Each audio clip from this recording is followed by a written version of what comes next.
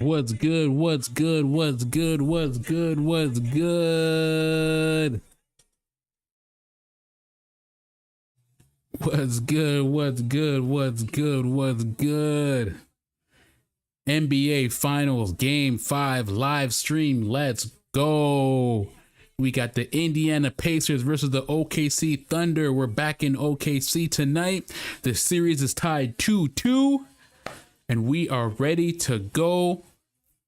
Tip off at 8:30. Let's make sure everything's going good. Shout out to Mings for following. Appreciate it. Make sure everything's doing well. What's good? What's good? What's good? There's a lot going on. So we got a couple things to get into before the game starts. We got some keys to the game for both teams. We're going to get into what happened last game, do a little bit of review for that. We're going to talk about SGA for a little bit. We're going to talk about the Pacers, what each team needs to win game 5. And then we're going to get into the game. So what up to everybody, whatever platform you're watching on, YouTube, Twitch, TikTok, whatever, Kick, doesn't really matter. What up to everybody, man? Give your boy a like and subscribe, follow for the algorithm. Any like helps a lot. I really appreciate it. So far, we've been streaming every single game of the NBA Finals up until this point. We will be streaming the next game on Thursday, and we will be streaming Game 7, which will be on Sunday if necessary. Depends on what these two teams do today. Right now, the series is tied 2-2. The Oklahoma City Thunder stole one in Indiana. And now we're back to OKC for tonight. SGA had a phenomenal game last game. Let's go over some of the box stats and see what was going on.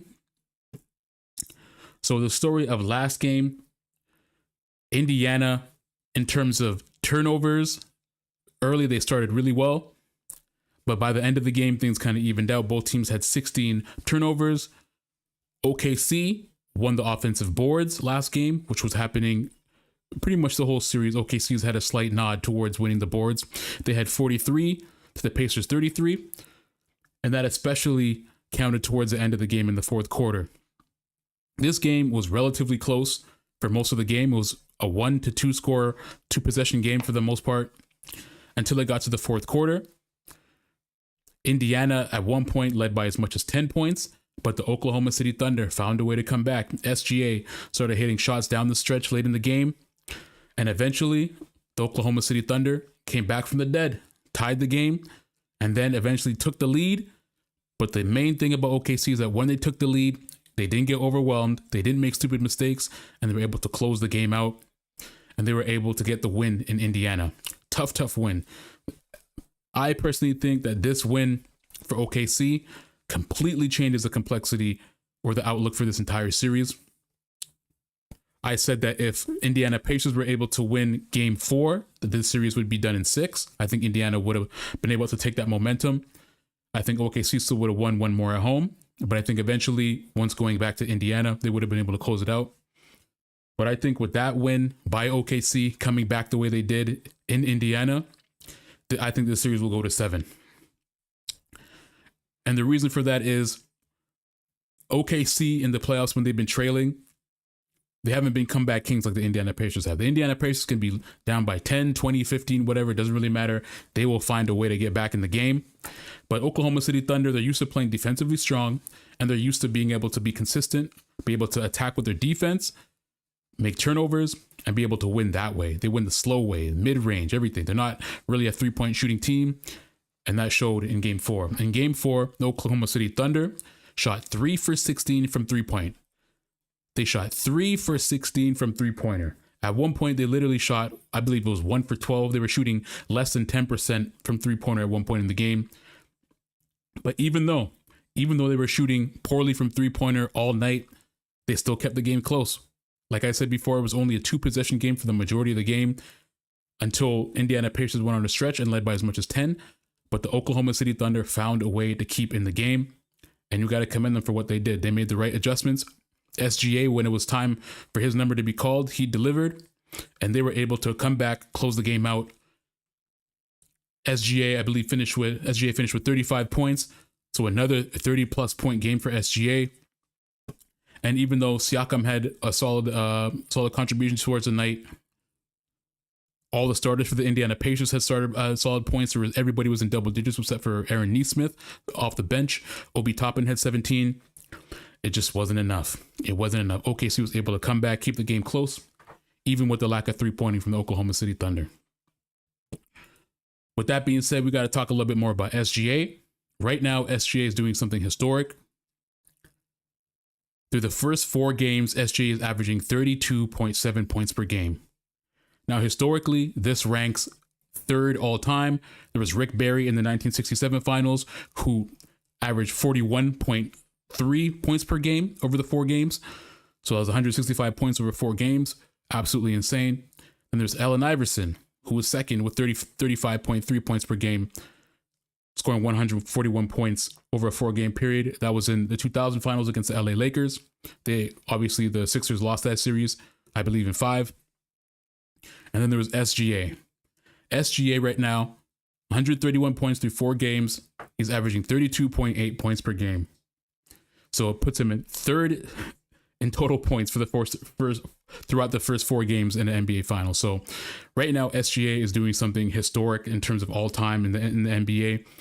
And I've talked about this multiple times, but if the Oklahoma City Thunder do win this NBA Finals, SGA will be completing an all-time historic season. From the simple fact that the Oklahoma City Thunder had the best record in the NBA, had an all-time historic defensive team from a historical standpoint. The fact that SGA won the scoring title, won MVP, NBA MVP, he won Western Conference Finals MVP.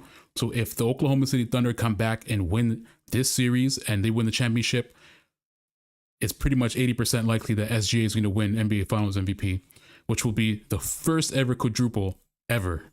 Scoring title, NBA Finals MVP, NBA MVP, Western Conference Finals MVP. So if the OKC Thunder are able to bounce back, win this series, they will have completed an all-time historic season. And SGA, man, he's going to be that dude from now on, man.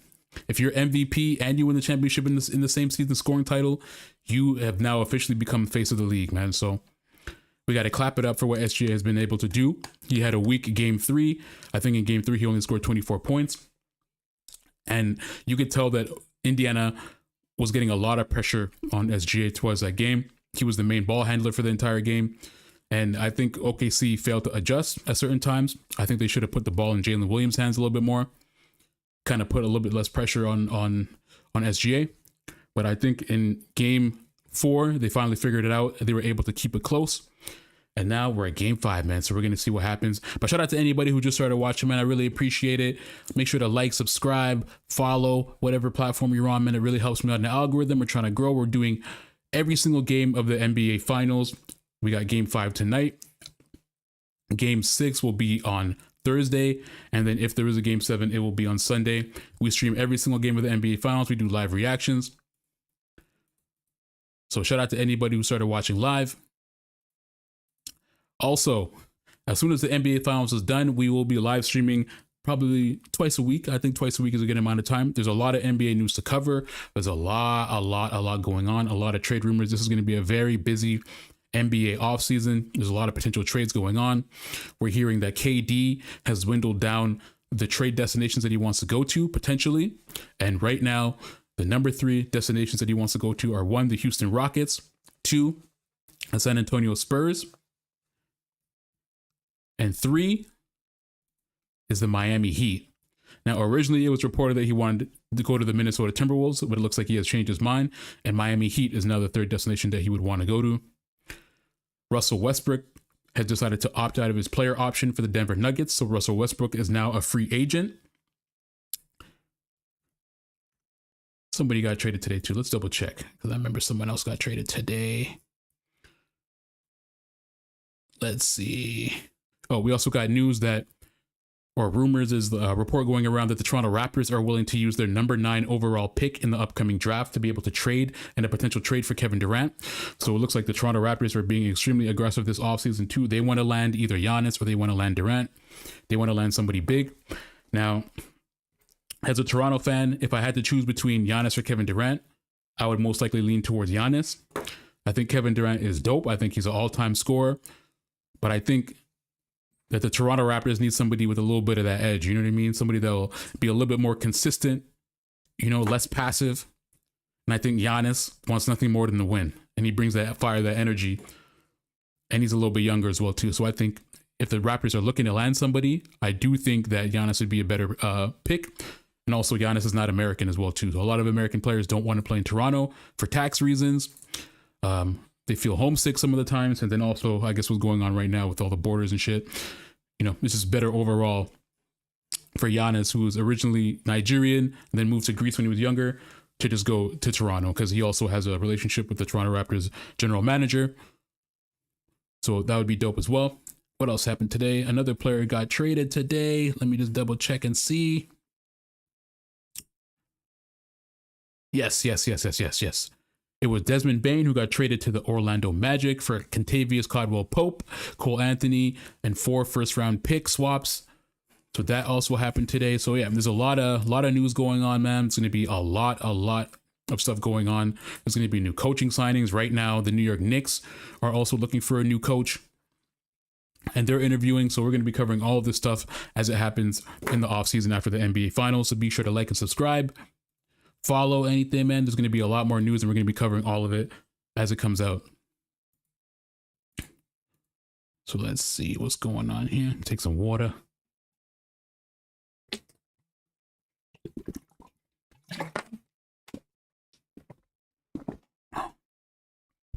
Shout out to anybody who just started watching, man. NBA Finals Game 5 live stream, reaction, play-by-play, watch party, whatever you want to call it.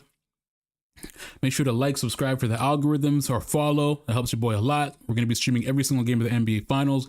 Game 6 will be on Thursday, and Game 7, if necessary, will be on Sunday. We'll be streaming every single game live, and then we'll be covering news in the offseason. So yeah, we touched on SGA, what he's doing, which is all-time historic in terms of points per game and overall points through 4 finals games. If SGA continues at this rate, he's essentially going to be maybe 3rd or 2nd all-time for all-time averages through the finals in terms of points per game. And it will just be another cap to an all-time amazing season for the OKC. I think the fact that they were able to come back in Game 4 the way they did, it makes OKC extremely confident coming back home for this game. So I think for OKC, they just have to continue doing what they did in the first game. I think defensively, they got to set that tone early.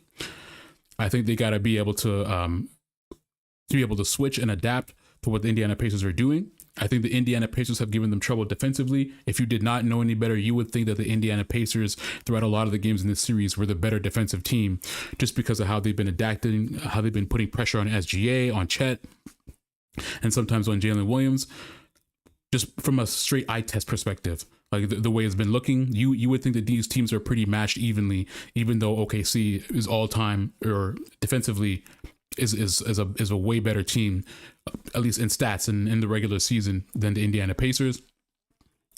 And I think what they need to continue to do is to use multiple ball handlers.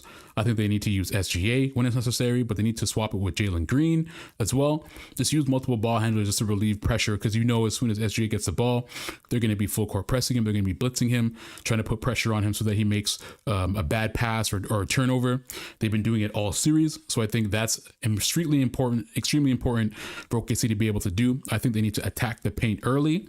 I think Chet needs to attack the paint early. I don't know why the 7'1" motherfucker is settling for threes the entire series. You are 7'1", my guy. You need to attack the basket. You need to be able to get fouls, get on the line, shoot free throws. Chet does not need to be settling for threes. Now, it's one thing if he's wide open on the 3-point line and he has an open look. That's one thing. But you should not be settling for threes. You should be aggressive in attacking the paint. I think, obviously, Lou Dort defensively needs to put pressure on the main ball handler, which is usually Tyrese Halliburton. I think Lou Dort has been doing a great job defensively, so he just has to be able to do what he always does and be able to stay out of foul trouble. And then for Caruso, I think Caruso coming off the bench, he just needs to be able to provide the spark like he's always been doing throughout these last couple of games too. Last game, I believe he had a lot of points off the bench. Last game, he had 20 points off the bench, even though overall the bench play for OKC was relatively weak. They still found a way to win that game, even with Caruso's spark off the bench. So I think for OKC, if they can get strong play from Caruso off the bench, and if they can get some extra points from Joe Isaiah, or even Aaron Wiggins, then I think they'll be able to win this game. And on the flip side with the Indiana Pacers, I think for them, they're going to need some strong play off the bench.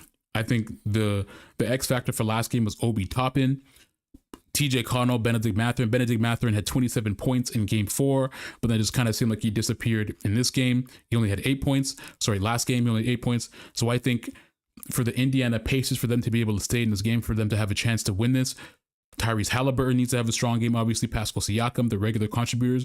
But I also think that all the bench players need to be able to contribute. It needs to be Benedict Mathurin, it needs to be TJ Connell, and it needs to be Obi Toppin.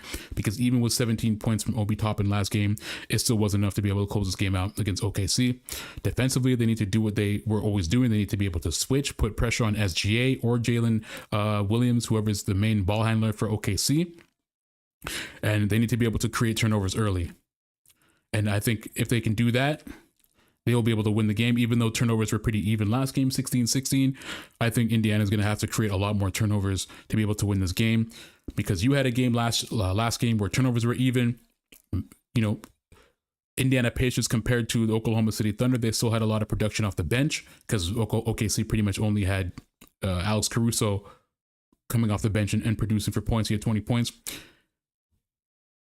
But for the first 3 quarters, the OKC Thunder were only shooting, at one point they were shooting 8% from three-point land. A team that was shooting 8% from three-point land was able to still stay in that game and come back and eventually win it. So OKC, man, Indiana Pacers, they got to do a better job of making sure that OKC doesn't get to the line, one, and they got to be able to switch, man. They need production from every player off the bench, or this game's going to be close and any team's going to be able to take it. So especially when you're in OKC as well, it's going to be extremely important. So we got tip-off coming soon. Tip-off should be live at 8:30. Again, y'all know how the NBA does it. NBA says 8:30 is tip-off, but usually that's not the case. Shout out to anybody who's watching, whatever platform you're on, man. I really appreciate the like, subscribe, follow. It helps a lot for the algorithm. We're a relatively new channel and we're trying to grow, but we're going to be doing live streams and we're going to be doing post NBA Finals live streams as well too, to cover all the NBA news that's coming out. And get some water.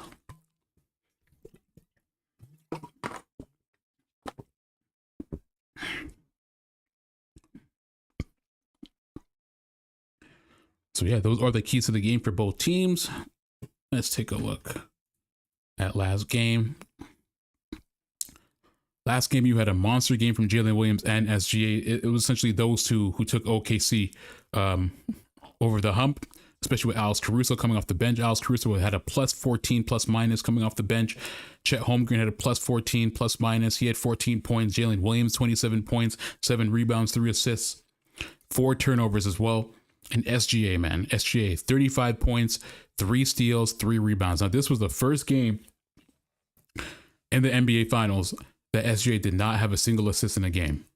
So I believe that the Oklahoma City Thunder are going to look to try to get SGA to be able to dish it out, be able to get that ball out, to be able to get some more rotations, be able to get some of his teammates contribute, or be able to contribute to some of his teammates in this game, because he wasn't able to do that at all last game. Last game, SGA was just straight mid-range and 3-pointers.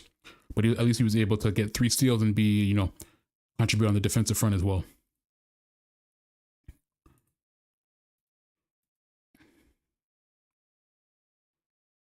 Okay.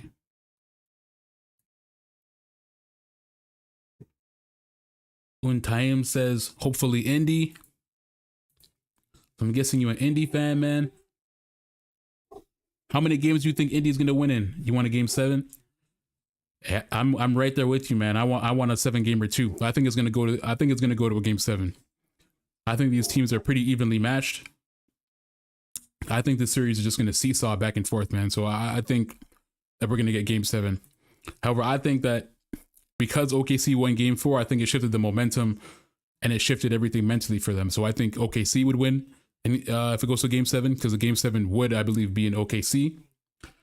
But honestly, bro, this series is so evenly matched that it could honestly go either way. It just really depends on the game, and depends on the mindset of the team, the mentals, man.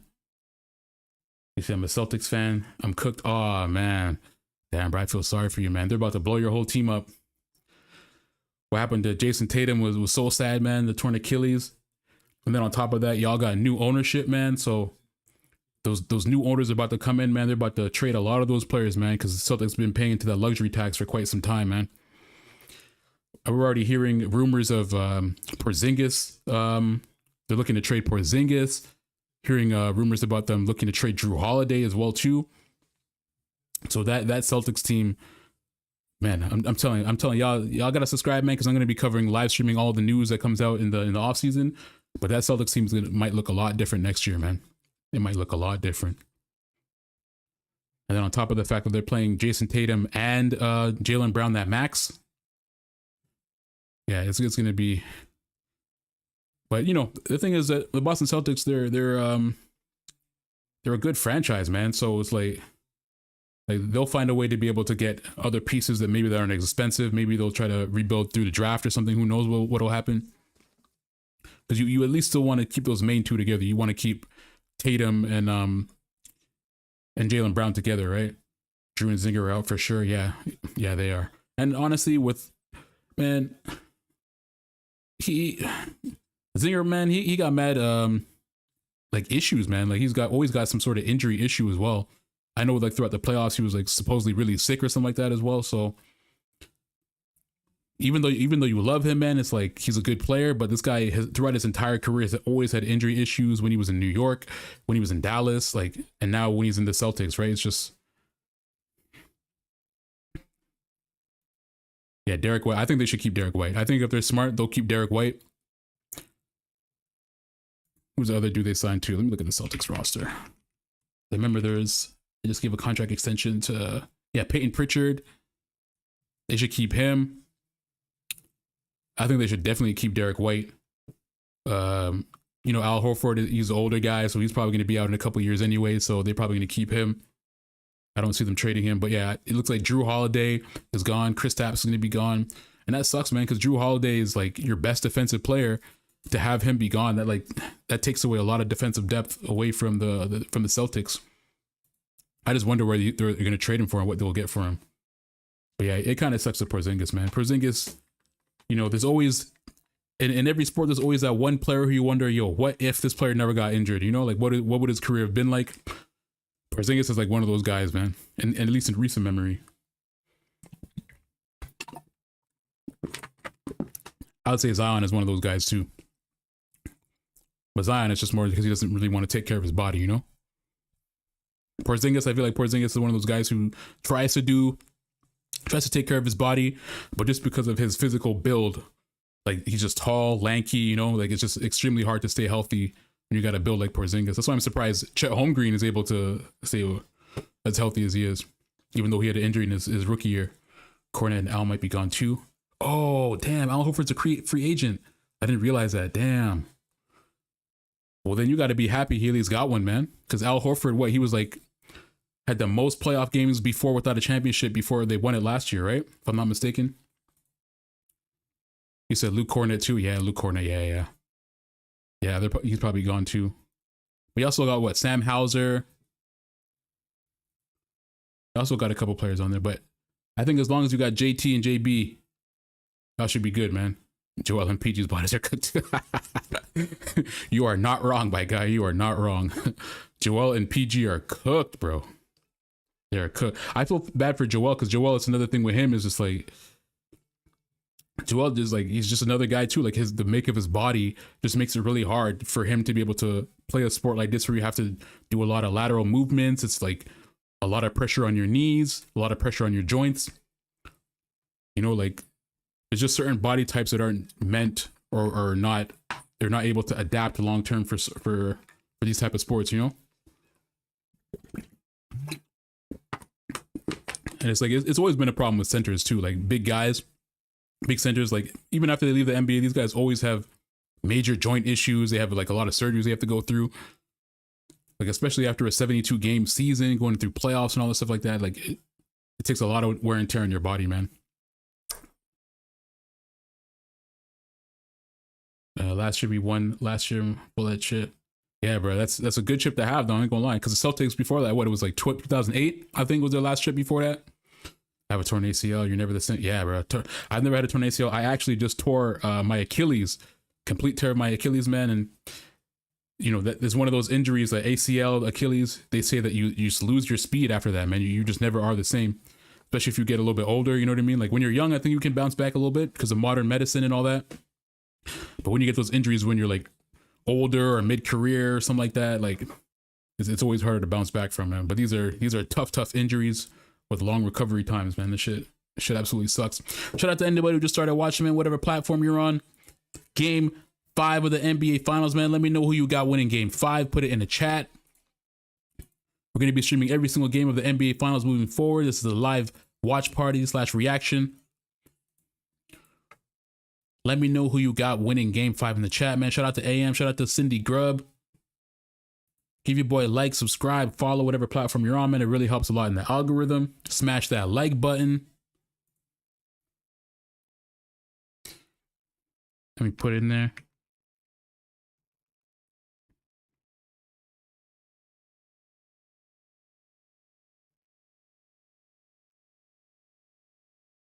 Smash that like button.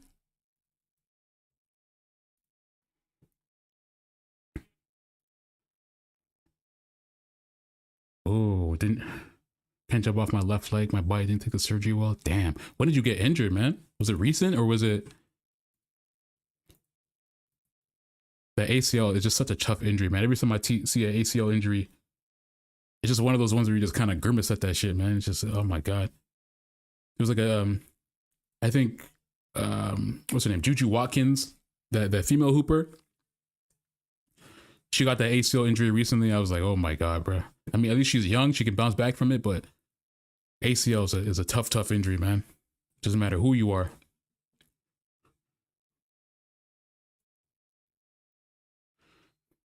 Okay, tip-off is about to start. We're about to get into it.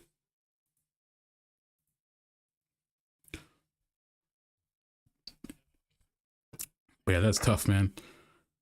I'm sure they made you take all those like prescription drugs and all that stuff like that because ACL, that's a tough surgery to come back from. Okay, game is officially started. Let's go. Right now, Indiana has the ball. Nembhard has it. Pass it to the corner. To Halliburton. To Miles Turner. Aaron Nesmith takes a shot, misses. Lou Dort gets the rebound but get knocked out of bounds by Aaron Nesmith. Nesmith has already picked up his first foul. Bumped into Lou Dort while Lou Dort was trying to get the ball, knocks him out of bounds.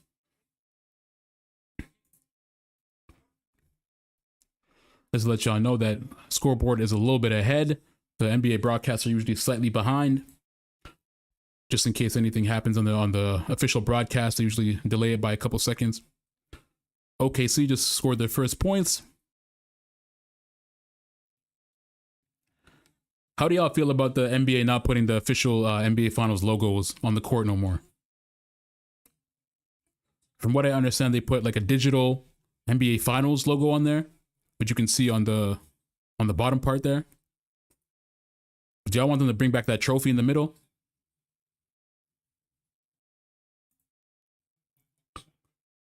Ball gets knocked out of bounds.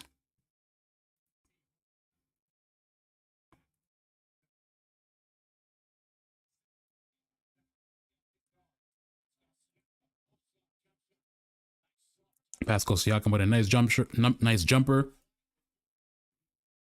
Indiana Pacers are starting off strong.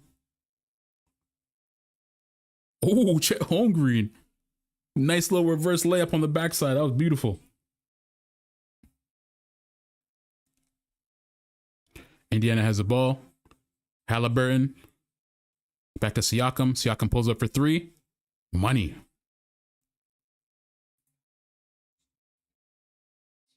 Pascal Siakam has been an absolute monster for the Indiana Pacers this entire series. And pretty much through every single game, I believe, except one, he's been their leading scorer. Pascal Siakam already has 5 points. But yeah, this shot by Chet Holmgren was beautiful, man. He goes to the layup and then fades it back, throws it backwards on Miles Turner. He still hits that. That's beautiful. Highlight worthy. Highlight worthy. Shout out to anybody who just started watching, man. I really appreciate it, man. Give me, man, a like, subscribe, follow for the algorithm. Helps me out a lot. SJ is on the free throw line right now. He will shoot 2.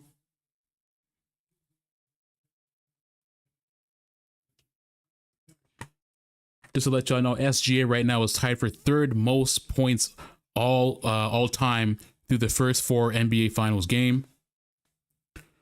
Absolutely crazy. Oh, turnover by Pascal Siakam. OKC gets the ball back. Gives it to Jalen Williams. Right to the paint. Dunks that.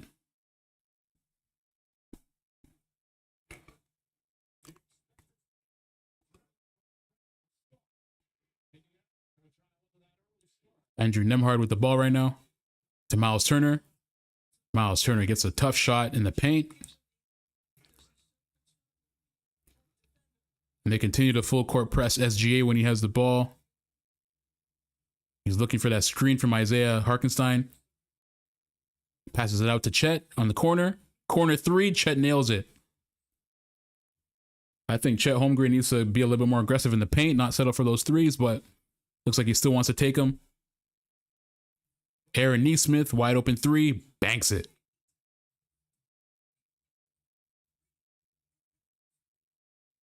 Chet Holmgren has the ball. To Hartenstein. To Jalen Williams. Easy basket. Easy basket in the paint. Off a give and go. Halliburton has the ball. Gives it to Siakam. Siakam's being guarded by Lou Dort.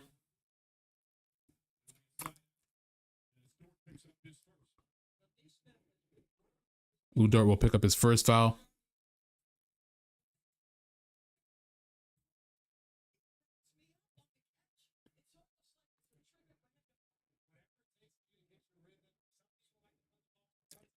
Indiana will get the ball out of bounds. Pascal Siakam has it. He's being guarded by Isaiah Hartenstein. Pascal Siakam turns it over for the second time. Oh, SJ is being guarded by Miles Turner. Oh my God. Jalen Williams slams it through. The nice cut to the paint. Thunder are up. Thunder are coming out with a lot of energy so far, and they're causing a lot of turnovers. Another turnover. Nesmith tries to throw the ball in while falling out of bounds. Jalen Williams pulls up for 3. Misses.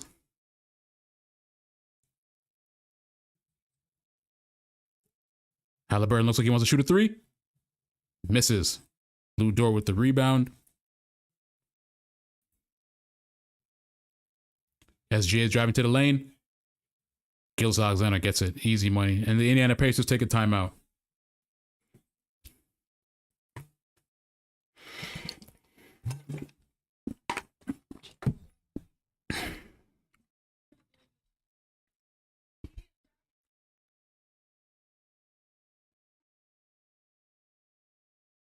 Not going to lie, at least from how it's looking so far, Indiana came out with a lot of energy in the first 2 minutes, but they've already had a lot of turnovers, or a couple turnovers, and it looks like OKC is being able to capitalize off of those turnovers right now. So right now, Indiana Pacers have 3 turnovers already, and we're only a couple minutes to the first quarter. So if they continue like this, it's not looking good for them. Let's take a look at some of the team stats right now. OKC shooting 77% from field goal. So Indiana Pacers are shooting 71%. OKC shooting 77%. OKC shooting 50% from three-pointer. Indiana shooting 66%. Right now, the Indiana Pacers have 3 turnovers, while the Oklahoma City Thunders don't have any. And the Indiana Pacers have 1 rebound, and the Oklahoma City Thunders have 2 rebounds. So far, both teams are pretty evenly matched. They've been playing pretty well. It's been mostly Pascal Siakam for the Indiana Pacers. But the Oklahoma City Thunder have really been capitalizing off those turnovers by the Indiana Pacers. at least so far.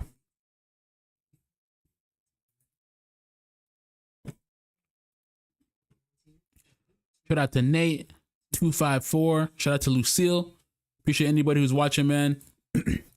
We'll be streaming every single game of the NBA Finals. We'll be streaming Game 6 on Thursday, and we'll be streaming Game 7 on Sunday if it is necessary. We're also going to be covering a lot of the NBA news coming off in the offseason after the NBA Finals. Just a lot of NBA news to get into, man. A lot of rumors. KD is potentially getting traded. We don't know where he's going. Looks like the Toronto Raptors are really trying to make a hard push for either KD or Giannis. Right now, Desmond Bane just got traded today from the Grizzlies. There's rumors of Giannis potentially leaving the Bucks this offseason. We got the New York Knicks in the search for their new head coach. They will be interviewing Mike Brown and Taylor Jenkins, the former Grizzlies head coach. So we got a lot of movement in the offseason. Russell Westbrook also just opted out of his player option for his contract with the Denver Nuggets. So it looks like Russell Westbrook will also be a free agent this year as well. There's rumors that his preferred destination is the Miami Heat.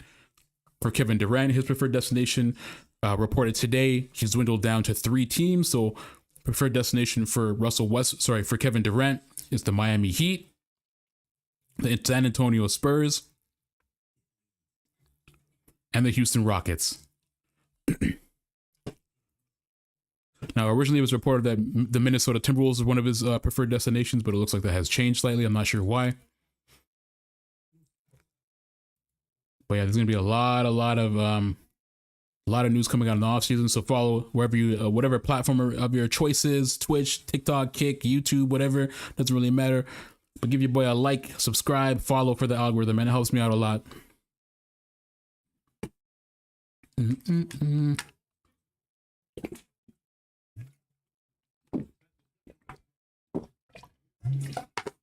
We are back.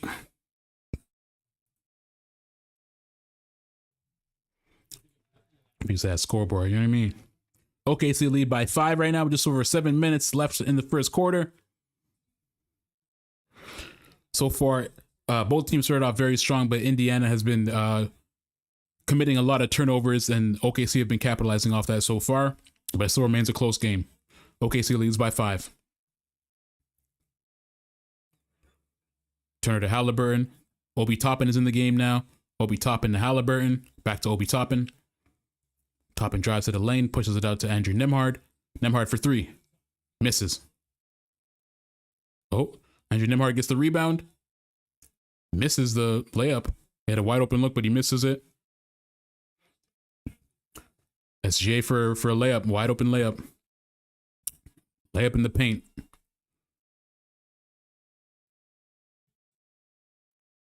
Oh, wow. Rick Carlisle, the coach of the Indiana Pacers, was extremely furious. He had to be restrained by his team. He wanted a foul on Nembhard by Lou Dort.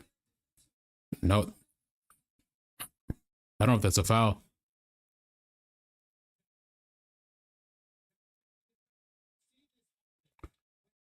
So now SGA will shoot free throw. OKC will get the ball back. And the Indiana Pacers head coach has a technical. If he gets another technical, he will be ejected from the game.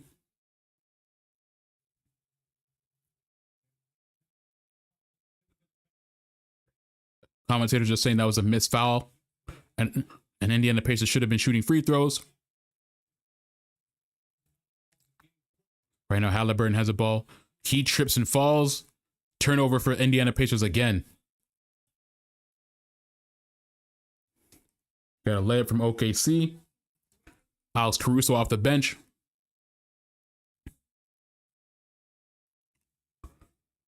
And right now, the Oklahoma City Thunder are on an 11-0 run for the last 2 minutes and 30 seconds.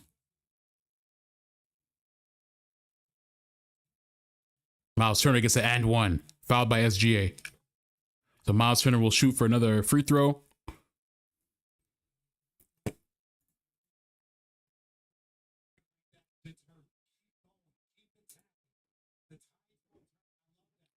Right now, the Indiana Pacers have 4 turnovers already, and we're only halfway through the first quarter. or 2/3 of the first quarter. We got Chet Holmgren, who's going to be out.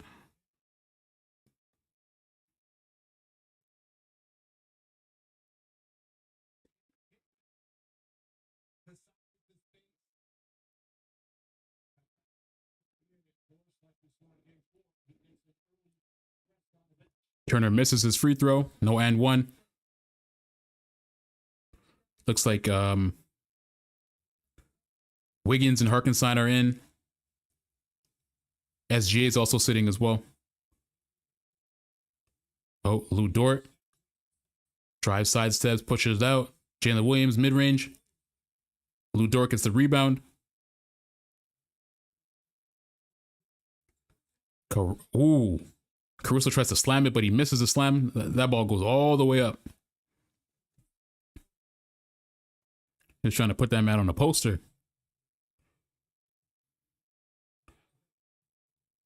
Halliburton almost falls out of bounds, but gets it to Obi Toppin before he falls. Obi Toppin and Miles Turner back to Obi Toppin. Andrew Nembhard. They got 5 to shoot. Backcourt violation on Obi Toppin. And right now, the Oklahoma City Thunder are looking like the best defensive team in the NBA, like they've been the entire season.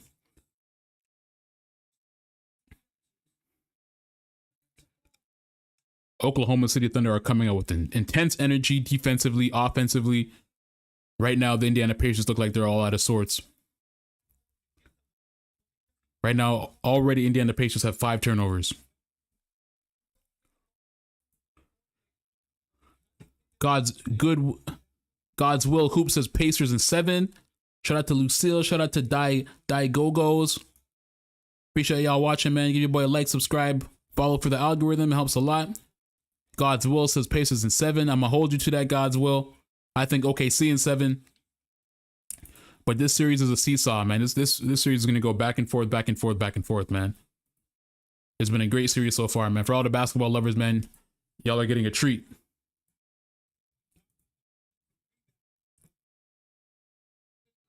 But right now, it looks like it's all OKC, man. OKC's already forced 5 turnovers in the game already. Indiana Pacers head coach is not happy. Rick Carlisle already got 1 tech. He was furious. Refs missed a call. And he was furious about it. He ended up getting a tech. In Rick Carlisle's defense, he was right. They should have been called for a foul, but the refs completely missed it. Toppin gives it to Halliburton. Halliburton for 3. In and out. Harkenstein with the rebound. Pass it to Lou Dort. Lou Dort's going to work on Halliburton. Lou Dort gets called for offensive foul.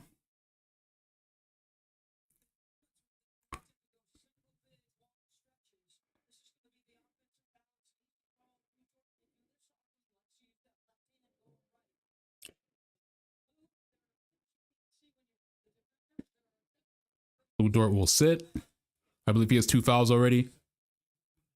Lou Dort has been great for OKC from 3-pointer in this series, and obviously great defensively. All-time or first team defense, all defense this year. Pascal Siakam will go to work on Jalen Williams. Siakam will get fouled, and he will go to the free throw line.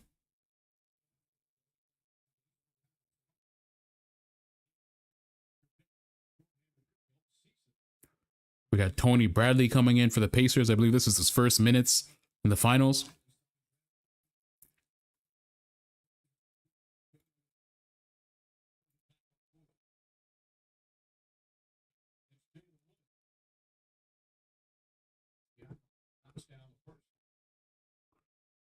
Pascal Siakam knocks down his first free throw. Now, what's goody to anybody who started watching, man? I really appreciate y'all for tuning in. We're going to be streaming Game 6 of the NBA Finals on Thursday and the Game 7, if necessary, on Sunday as well. Pascal Siakam misses a second free throw. Pascal Siakam has had an issue with shooting from free throw this entire series. He's been shooting extremely poorly from the free throw line. Caruso has the ball. Caruso gets the baseline. Misses the off the glass. I'm parched, man. Siakam, turnover. Ooh, blocked from behind by Benedict Mathurin. Benedict Mathurin swatted that layup.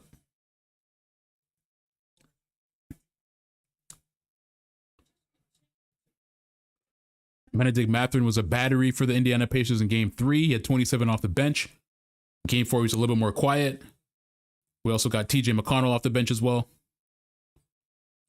Benedict Mathurin gets fouled. He will go to the line. But yeah, Benedict Mathurin and TJ McConnell have been great sparks for Indiana Pacers off the bench. If Indiana wants to win this game, everyone off the bench, Obi Toppin, Benedict Mathurin, as well as TJ McConnell, are all going to have to contribute quite a bit offensively and defensively. But that was a nice swat on Alex Caruso, man. Alex Caruso was going up for that layup, and Benedict Mathurin just came behind and swatted that shit. That weak shit out of here, man.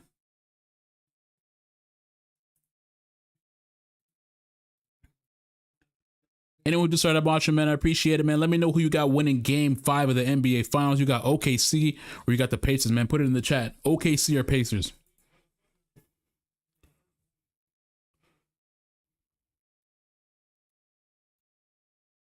We got just a little bit under 4 minutes left in the first quarter. Let's look at some of the team stats, and we'll go into some of the individual player stats. So right now, the Indiana Pacers are shooting 50% from field goal. From three-pointer, they're shooting 40%. They have 6 turnovers already. The first quarter is not even done. That's not a good sign for the Indiana Pacers. And they got 7 rebounds. Oklahoma City Thunder are shooting 52% from field goal. They're shooting 33% from three-pointers, so a lot better than they shot last game. Last game, at one point, they were shooting 8% from three-point. I said that right. At one point in the third quarter, in last game, they literally went 1 for 12. They were shooting 8% from three-pointer, which is absolutely abysmal. And they still found a way to win that game. But this game, they're shooting a lot better from three-pointer, 33%. Oklahoma City has 1 turnover. I believe that turnover was for Lou Dort for the offensive foul that he had on Tyrese Halliburton. So you live with that. And then Oklahoma City has 9 rebounds to the Indiana Pacers 7. So Oklahoma City continues to dominate the boards against the Indiana. Of course, they're only up by 2 rebounds, but throughout this series, Oklahoma City Thunder have been able to dominate the boards compared to the Indiana Pacers. And I think that's been one of the big differences for why OKC was able to stay in a lot of these games. They're getting a lot of second chance shots on their possessions, and it's able to keep them in the game, even with a game like Game 4, where they're shooting abysmal from three-pointer. Let's look at the box score. Let's see what's going on. Right now, we got Pascal Siakam with 6 points. Aaron Nesmith has 3 points. Miles Turner has 4 points. Andrew Nembhard has 2 points. Tyrese Halliburton right now doesn't have any points, but he has 2 assists. So pretty balanced for the most part. Indiana Pacers usually have a pretty balanced shooting output from their starting 5. And then right now, we have Benedict Mathurin with 1 point off the bench. That was his first free throw, and he will shoot his second free throw after the commercial break. For the OKC Thunder, we got Chet Holmgren with 5 points. Jalen Williams has 6 points already. Isaiah Hartenstein has 3. SGA has 7 points already. We got Alex Caruso with 2 points off the bench. So far, SGA is looked like he's ready to have another breakout game. It must be noted that SGA so far this series in the NBA Finals is 3rd all-time in average points per game based on the 4 games that he's played. I believe he was right behind Allen Iverson, who averaged 35 points per game in the 2000 NBA Finals against the LA Lakers. But right now, SGA, if the Oklahoma City Thunder do end up winning the NBA Finals, SGA is most likely going to be NBA Finals MVP. And if that is the case, and the OKC do win this series and become NBA champions, they are closing out an all-time historic season. They were historically an all-time defense this year throughout the regular season. And SGA was obviously NBA MVP. He also won the scoring title this year. He had the highest points per game, but he will also win Western Conference Finals MVP, which he won. And then if he wins the NBA Finals MVP, that he will complete the first ever quadruple in NBA history. So that's worth keeping in consideration, that if SGA does win the MVP, NBA Finals MVP that is, he will complete the first ever quadruple. That's Western Conference Finals MVP, scoring title, NBA MVP, Western Conference Finals MVP, NBA Finals MVP. So SGA had 35 points last game, so let's see what he does this game. Benedict Mathurin will shoot his second free throw, and he hits it. Just under 4 minutes left in the first quarter. Still a pretty close game. OKC leads by 6. Jalen Williams has a rock. Tries to get to the lane, but misses the layup. TJ McConnell, fast break. Gets stripped, goes out of bounds, but Indiana will get the ball back.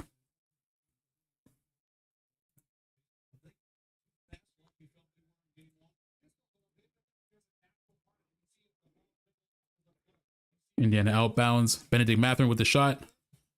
Misses. Jalen Williams with the rebound.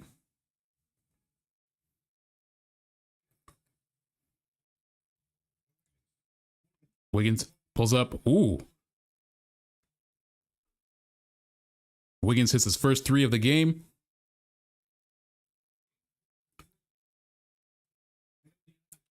Looks like TJ McConnell wants to go for 3. Pass it to Benedict Mathurin. Mathurin drives. Misses the shot. Jalen Williams with the rebound.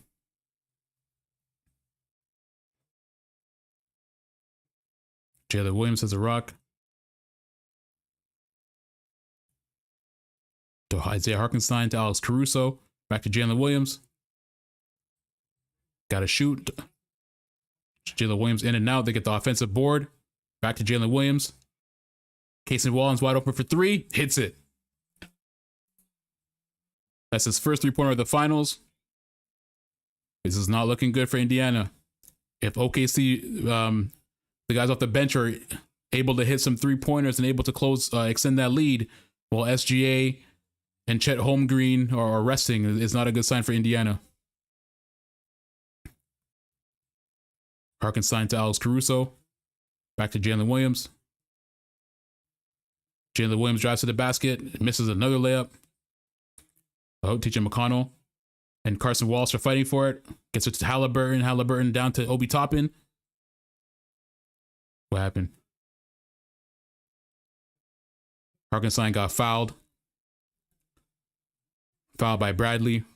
OKC will get that ball back. OKC right now lead by 10. This is their largest lead of the night so far. Jalen Williams is also down. Tony Bradley kind of nudges Isaiah Hartenstein to create a lane for Obi Toppin as he's coming down to try to dunk the ball. And it looks like Jalen Williams got hit in the eye or something.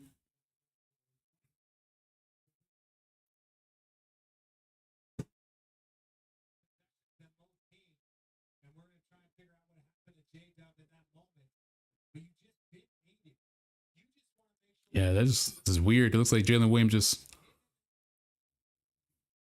I'm not entirely sure how that happened, or on the replay, didn't really show anything there. SGA's back in the game.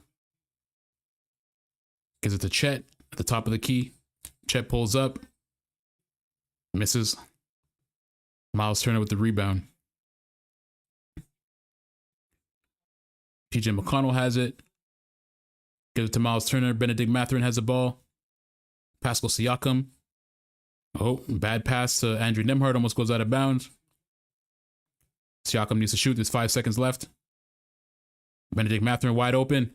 3. Gets it. It's a big 3 by Benedict Mathurin. Chet Holmgren brings the ball up for OKC. Holmgren to the basket. Tries to dunk, but misses. Gets blocked by Miles Turner. OKC wanted a foul, but they don't get it. Pascal Siakam from the corner 3. Wiggins gets a rebound for OKC. Wiggins trying to go to work on Pascal Siakam. Give it back to SGA. Just 30 seconds left in the quarter. SGA is being guarded by Benedict Mathurin. SGA is trying to cook him, trying to go to work. SGA gets fouled, and he will go to the line. Oh, they're saying it's before the act of shooting. So OKC will get the ball on the inbound.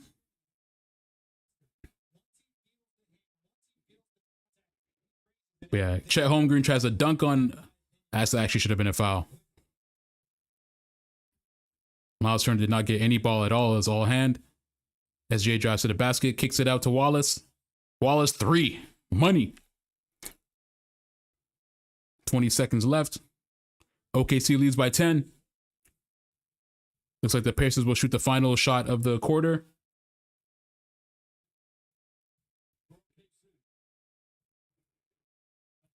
TJ McConnell turns, shoots, air ball. Oh my God. Benedict Mathurin tries to put it up, gets blocked by Chet Holmgren. And that's the end of the first quarter. OKC's coming out there looking very dominant so far. They're forcing a lot of turnovers. This is the first game of the finals so far, at least that I can say, just from an eye test perspective, that it looks like the Oklahoma City Thunder are looking like the better defensive team. In the first 4 games, if you didn't know any better, you would say both teams are pretty evenly matched. But this game definitively looks like Oklahoma City Thunder is a better defensive team. This game in game 2, I would say. Right now, the Indiana Pacers already have 7 turnovers in the first quarter. So it hasn't been good for the Indiana Pacers so far. Of course, we had Rick Carlisle, the Indiana Pacers head coach, who got a technical. But right now, you have a pretty balanced scoring from the Indiana Pacers. I think Tyrese Halliburton, again, is starting off extremely slow. He has 0 points. I think one of the issues and one of the things that he fixed in game 3 was that Tyrese Halliburton came out extremely aggressive from early on. He was taking threes. He was driving to the basket. He was doing the beautiful lane floater that he always does. But we haven't really seen a lot of that in this game so far. But I think if the Indiana Pacers want to have a chance, Tyrese Halliburton is going to have to be a lot more aggressive. Pascal Siakam, you're always going to get 20-something points out of Pascal Siakam. He's very consistent every single game. You know what he's going to give you. But Tyrese Halliburton, it's going to be Tyrese Halliburton has to be the main guy. On top of that, the bench for the Indiana Pacers has to be extremely strong this game. Obi Toppin, TJ McConnell, Benedict Mathurin, they're all going to have to contribute extremely well offensively and defensively for the Indiana Pacers to be able to have a chance at this game. Right now, Chet Holmgren has 7 points. Jalen Williams has 6 points. Isaiah Hartenstein 3 points. SGA has 7 points. We got Carson Wallace with 2 threes off the bench. Andrew Wiggins with a 3 off the bench. Alex Caruso with 2 points. So right now, in terms of playing off the bench, OKC is really the team that's playing a lot better. I'm going to go grab some water real quick. I'll be right back.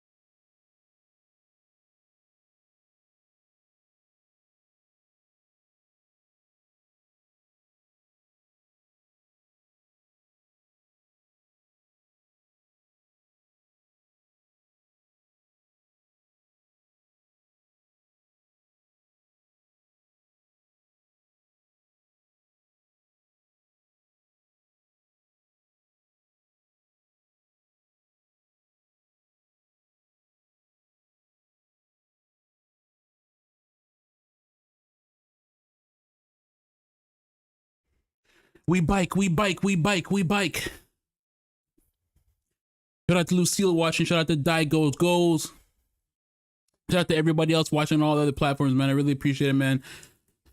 Give your boy a like for the algorithm. It helps a lot. And put in the chat, man, who you got winning Game 5 of the NBA Finals? Right now, Oklahoma City Thunder lead by 13. We're in the second quarter. Right now, so far, the Oklahoma City Thunder have looked like the better team. They've been coming out stronger defensively. They've been forcing a lot of turnovers on the Indiana Pacers. They've already forced 7 turnovers in the Indiana Pacers. And they've been able to capitalize off all those turnovers as well.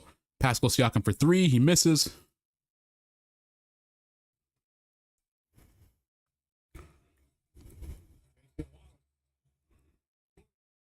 Williams from a corner 3. It goes in and out. Pascal Siakam with the rebound.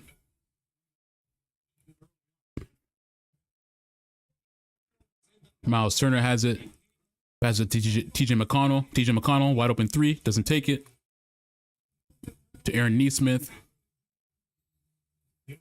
Pascal Siakam gets fouled. They're going to call it an active shooting, so he will shoot free throws. That right leg. That's the one that back to the locker room kick.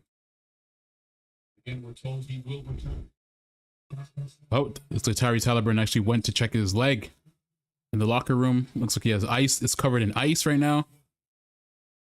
I'm not sure what's wrong with his leg. Looks like his right leg is they've taped it with ice. Pascal Siakam Tyrese Halliburton has been out since like midway through the first quarter. Well, this is the thing, DB. He's got to recognize that he has the advantage. If they put a big on him, he can go by him. They put a small on him. Shout out to Nate254. Shout out to Demetrios. Give me a like for the algorithm. Like the stream. Subscribe, follow. Helps a lot. We're going to be streaming every single game of the NBA Finals. We're going to be streaming Game 6 on Thursday, as well as Game 7, if necessary, on Sunday. And we're going to be covering a lot of news in the offseason. There's going to be a whole lot of news coming in the NBA. It's going to be a wild offseason, man. Might be one of the wildest offseason in recent memory. Wiggins for 3. Money. OKC, their bench is getting a lot of production off the bench. This is not a good sign for Indiana Pacers. If OKC can get production off the bench without their star players going crazy, it's not looking good for the Pacers at all. McConnell for 3. Got it. It looks like the Oklahoma City Thunder have been able to make the defensive adjustments to be able to counteract what Pacers have been doing offensively. And it looks like the last couple of games have started to work. SGA all the way to the basket, gets fouled. He will go to the line.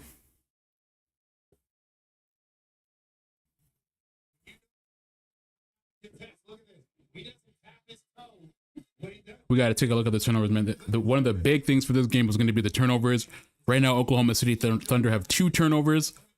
The Indiana Pacers already have 9 turnovers. This is not good. And the Oklahoma City Thunder have been able to capitalize off every single turnover that the Indiana Pacers have made. SJ hits his first free throw. This is not good for the Pacers.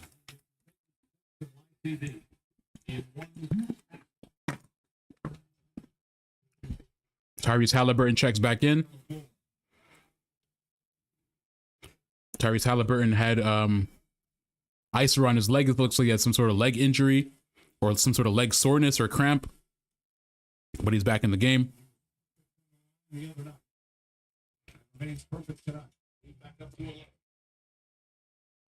Obi Toppin has the ball, top of the key. Passes to Aaron Nesmith.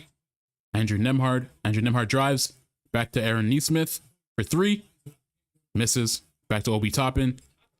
Aaron Nesmith again. Corner 3. Gets it. Money. OKC will call a timeout. OKC cut it to 8. Sorry, Indiana Pacers cut it to 8. So they're still finding a way to stick in this game. But right now, the Indiana Pacers are almost in double-digit turnovers. Second, not even the second half is not a good sign for OKC. Sorry, for the Indiana Pacers so far. Shout out to Bilal Taylor, man. Appreciate it. Appreciate the watch. Anybody's watching, man, like and subscribe, follow. Helps a lot in the algorithm. But right now, the story of the game for the Indiana Pacers is those turnovers, man. Those turnovers, those 9 turnovers have made it extremely easy for OKC. OKC's been able to capitalize off all of those turnovers. And not only that, OKC, they're getting a lot of production off the bench early on, which is a good sign. Whenever OKC gets some production off the bench, usually they win that game. Right now, we have Cason Wallace with 6 points off the bench. He has 2 threes. We have Aaron Wiggins already off the bench with 3 threes. He has 9 points. Alex Caruso with 2 points. Alex Caruso had 20 off the bench last game, even though the other players on the bench did not contribute as much. So having a game where Aaron Wiggins, Cason Wallace are already contributing early on is good. It means that if Alex Caruso gets hot and the starters get hot, then this might be a wraps for the Indiana Pacers. Indiana Pacers right now already have 9 turnovers. And there's just under 8 minutes, or just a little bit over 8 minutes left in the second quarter. Pascal Siakam, 10 points. Aaron Nesmith, 6 points. Miles Turner, 4 points. Andrew Nembhard, 2 points. And right now, Tyrese Halliburton has not scored. However, he does have 2 assists. TJ McConnell with 5 off the bench, and Benedict Mathurin with 5 off the bench. So they are getting production from the usual suspects off the bench. Mathurin, TJ McConnell. But we're going to need Obi Toppin. Indiana Pacers need Obi Toppin to be able to produce off the bench in order for them to have a chance at this game. They've been killing themselves with turnovers, but they've cleaned some of that up in the second quarter so far. So we'll see how everything goes. Right now, SGA is still on pace to be able to break 30. And SGA so far in this series, in the NBA Finals, is a 3rd all-time in NBA history for most points scored through the first 4 games. So that's something to keep watch of. If SGA breaks 30 in this game as well, maybe he scores 35, 40, then he may be able to beat Allen Iverson in all-time NBA history finals rankings for first 4 games. So we'll be able to see what goes on with that. We'll keep watch. Also worth noting that SGA is on the brink of history. He's won the scoring title for this year, or he will win the scoring title for this year. He averaged the most points per game throughout the entire year. He also won NBA Finals MVP, Western Conference Finals MVP, and if they win the NBA Finals, there's an 80% chance that SGA will win NBA Finals MVP. So he will win the first, or he will have the first ever quadruple for individual player in the NBA season. Scoring title, NBA MVP, NBA Finals MVP, Western Conference Finals MVP. So that's very historic. If the Oklahoma City Thunder do win this series, it's worth something to keep in mind. It will essentially top off an all-time historic season for the Oklahoma City Thunder, who were historically one of the best defenses for this NBA season. You can see they have fallen in love with this team. It's been impressive to watch if they could to get even beat here for a couple of days. My mouth's so parched today, man. I don't know what the hell going on, man. Had a chicken burger before I came on here, man. I don't know. Maybe it's just too salty. I don't know. Game's back. OKC has the ball. Jalen Williams bringing it up. We just got just about 8 minutes left in the second quarter. Jalen Williams has the ball to Isaiah Hartenstein on the right side. Lou Dort, 3. Short. Patience with the rebound. Halliburton for 3. Misses. Okay, so he gets the rebound. Caruso throws it to Hartenstein. Jalen Williams come to the lane. Woo! Jalen Williams to the lane, slams that down. OKC leads by 10 again. Halliburton, oh, nice pass. Oh, Shepherd tries to get the ball to, turns it over. Jalen Williams and 1. So that's the 10th turnover for Indiana. Indiana's already in double-digit turnovers. We're not even halfway through the second quarter.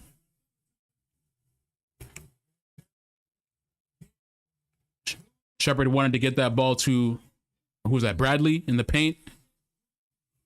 But Alex Caruso was there to steal that. A nice little cut by Jalen Williams.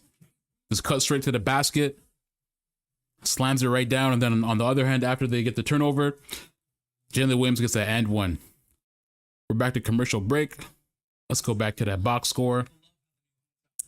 So Indiana Pacers already have just committed their 10th turnover. This is crazy, man.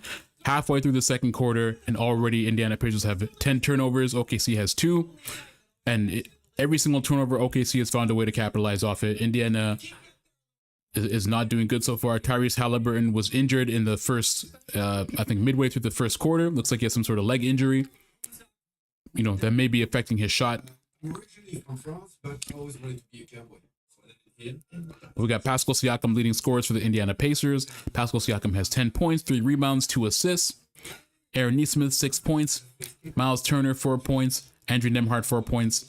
Tyrese Halliburton hasn't scored yet. And we got TJ McConnell and Benedict Mathurin, both with 5 points. But so far, man, for OKC, it's really just been their bench has been able to provide a spark for them. They've been able to capitalize on every single turnover that the Pacers have made.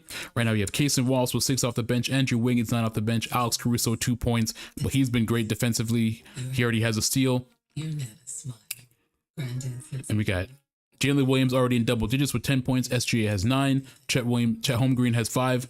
And we got Isaiah Hartenstein with 3. Lou Dort hasn't scored yet. So overall for OKC, it's pretty balanced. You're getting good points off the bench, and you're also getting some great production from your starters so far already. And you're capitalizing, man. Like right now, OKC's defense is looking stout. They're looking exactly like a number 1 defense should look. Shout out to anybody who just started watching, man. We're going to be streaming every single game of the NBA Finals. We're going to be streaming Game 6 on Thursday and Game 7, if required, on Sunday. Give your boy a like, subscribe. For the algorithm, it helps a lot. We're trying to grow. We're on the road to 500 subs. Also, stay tuned for the off season. We're going to be following all the NBA news and live streaming. We're going to be doing a live stream show where we cover all the NBA news in the off season. There's a lot going on. There's rumors about where KD will be going next. KD will be leaving the Suns. It's already been decided, and he has dwindled his teams down to 3 teams that he would want to be traded to. His teams that he wants to be traded to are the Houston Rockets, San Antonio Spurs, and the Miami Heat. He's dwindled it down to 3 different teams, and those are his 3 teams. Russell Westbrook has opted out of his player option and is now a free agent. He will not re-sign with the Denver Nuggets, or maybe he will re-sign, but just decided to opt out maybe to get a bigger contract. We don't know. But it's also rumored that Russell Westbrook's preferred destination is the Miami Heat.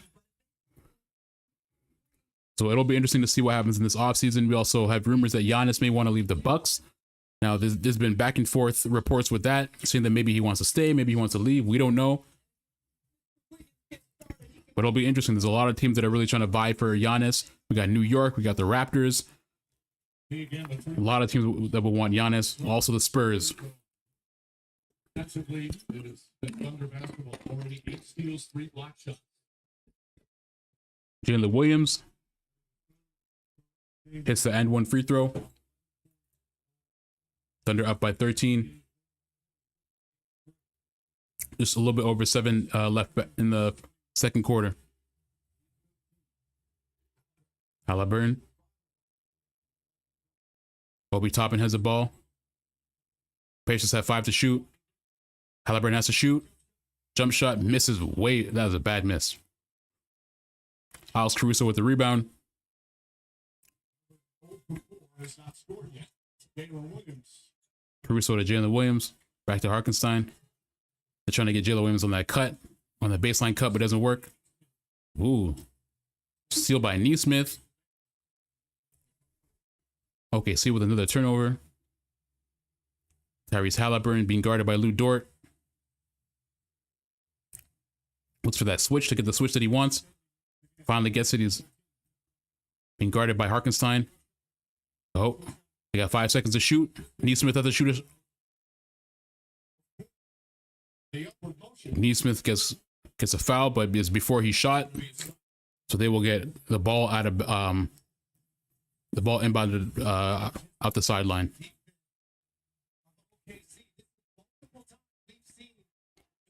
The OKC defense is really switching. They're bringing a double, and then that double is rotating. They're putting a lot of pressure on Tyrese Halliburton.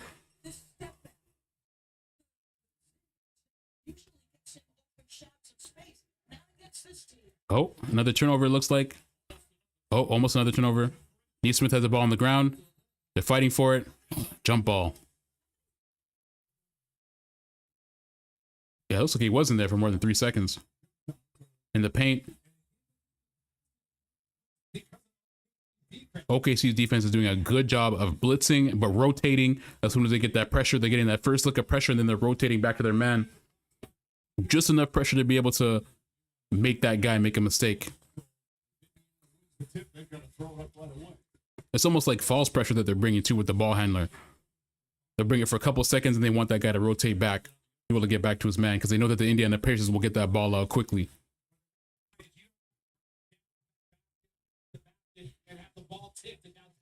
Right now we got a jump ball. Neesmith, Harkenstein. Demhard tries to shoot. Air ball goes out of bounds. OKC will get that ball back.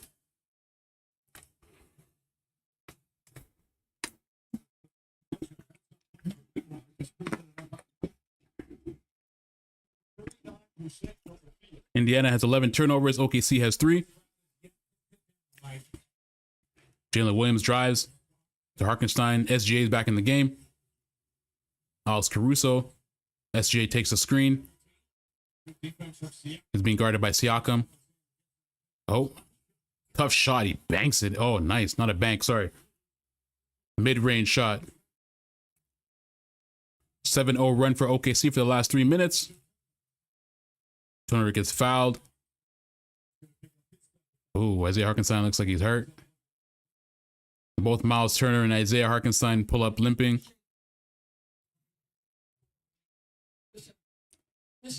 Man, that shit is putting in work, man. I ain't gonna lie. Being guarded by Pascal Siakam.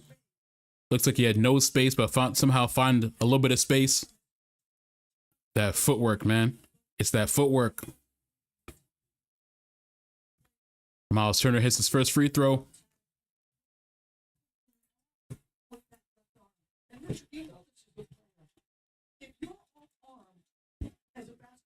Shout out to Tyran. Shout out to Taran. Shout out to R. Hallie playing bad breaks my heart, not gonna lie. Yeah, man. But honestly, though, it looks like right now Halliburton, he has some sort of issue with his right leg. Halfway through the first quarter, he went to the locker room and his right leg was being taped up. It looks like they had ice on it. So it looks like he's having some sort of muscle strain or something. And I think it's affecting his shooting as well. Oh, SGA. Back to Chet. Looks like Chet wants to shoot that 3, but doesn't. Mid-range instead. Misses. Pacers get that rebound. But yeah, it honestly just looks like Halliburton's not entirely healthy. I think he also had some issues with his leg before the game as well. He's been having some sort of strain issues, something like that. He goes in.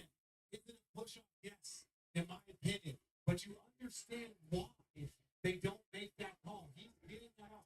And if you really slow it down, there was a trick there. Man, right now, it's just been a game of just turnovers for Indiana Pacers, man. Indiana Pacers already with 11 turnovers. Not looking good. Siakam inside to Nembhard. Nembhard gets that layup.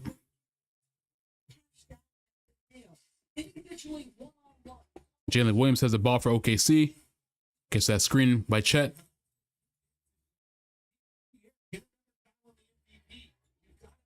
Jalen Williams back to Jalen Williams. Jalen Williams to the rack. Gets fouled. Foul on Miles Turner. Miles Turner has 2 fouls. Jalen Williams will head to the free throw line again. 4 players are sitting on that paint. But right now, you get Shea in the air like this, jump into him. Right? Get the free throws, but get a foul for him. And I'm not talking about something like a non-basketball play. I'm saying he's in the air. You can create that contact and get a possible layup. I mean, despite the fact that Indiana Pacers aren't playing well, you know how Indiana does it, man. They can come back in the game at any time. It was perfect the other night, 10 for 10. They just need a couple good plays, string along some momentum together. They can hit a couple threes, and they could be back in that game within no time. But right now, so far, it's really just been Indiana Pacers creating a lot of defensive pressure. sorry, okay, Oklahoma City Thunder's creating a lot of defensive pressure, creating a lot of turnovers, and so far they've been able to capitalize off that. And on top of that, OKC's had some great bench play off their bench offensively so far. So whenever OKC can be able to extend that lead comfortably with their players getting some rest on the bench, it's not looking good for the Indiana Pacers. Over there. Let's hope they're young. Shout out to anybody who just started watching, man. Let me know who you got winning Game 5 of the NBA Finals. You got OKC or the Indiana Pacers. Put it in the chat. When you're playing 100 games to try and win a championship, you better be able to heal quick. Well, those two All-Stars once again playing so well. In other words, Siakam is leading. Game 4. Just these balls, they have everyone holding their breath. This one especially. Those plays, you feel Oh, my day. There's a video on Twitter of SGA signing autographs. And in that one clip, this guy, before the game, signs over 429 autographs, man, before the game. This dude, SGA, is a saint, man. Obi Toppin for 3. Misses. Ooh. Holmgren gets a rebound, but gets smashed by Siakam. Ooh, Chet Holmgren's on the ground. Looks like that hit him kind of hard. Siakam gets a foul. was initially up, has to come back down. Ooh. About 15 feet, and you see Siakam knock him off that. Yeah, Siakam knocking him midair off balance. Yeah, the thing about Chet Holmgren, man, he needs to add a little bit more muscle because being that tall and lanky, there's only so much impact you can take. Chet Holmgren for 3, misses. Yeah, but Chet Holmgren has to, somebody got to get him on some sort of meal plan, man, to increase that strength. Ooh, Toppy tries to go up, gets blocked by SGA. Aaron Neesmith blocked by Holmgren. Neesmith shoots in and out. Lou Dort with the rebound. Lou Dort's bringing it up. Lou Dort coast to coast. Jalen Williams for 3. Money. If I'm Indiana, I want to call a timeout soon. It's not looking good, broski. Andrew Nembhard driving. Gets to Toppin. Inside. Slams it down.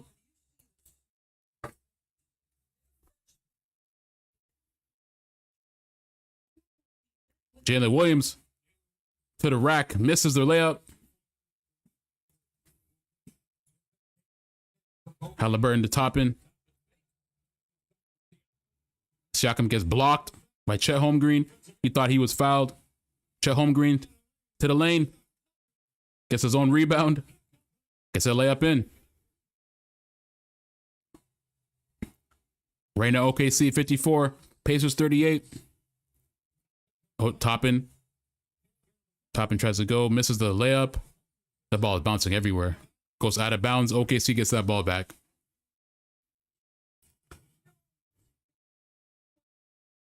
And Chet right now, he's playing some great defensive balls, getting his own rebounds. He's doing a whole lot right now. I'm telling you, man, if Chet put on some muscle, he's going to be scary, man. If Chet puts on some muscle like how Giannis put on some muscle, Chet Holmgren might be a real problem, man. OKC gets the ball. SGA is bringing the ball up. He's being guarded by Andrew Nembhard. Nembhard called for a foul. Right now, Thunder's in the bonus. Games can get away from you when you're playing the OKC Thunder. Oh, man, OKC right now, they're looking extremely dominant right now. SGA with 11 points right now. Gets the first bucket. And for Indiana, this is a big 2 minutes. You've had a tough first half. Can you clean this up and cut about 6 points off this lead? On the bench. Halliburton's on the bench. Halliburton has not scored yet. It looks like that right leg is really, really hurting. Shout out to Hakuna Matata for following, man. Appreciate the follow. SGA's had a tough game. Tyrese Halliburton's had a tough game so far. Crowd Crowd in OKC is chanting MVP to SGA. Y'all don't gotta chant MVP, man. He already won it. TJ McConnell and Benedict Mathurin are in for Indiana Pacers. Nembhard to Turner. Back to Nembhard. He's looking for that screen. Nembhard and one.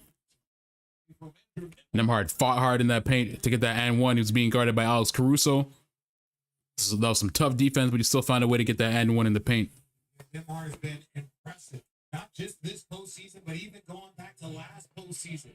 The physicalness in which he can drive. We know about his shooting stroke. It improves in the postseason, but he has the ability to play through contact and defend at a high level. We talked about being a good defensive position. I thought Holmgren and Caruso were sensational. That part just tougher. Nembhard 7 points. Block yellow goofy. Gilgeous Alexander double team. Mason Wallace lines it up.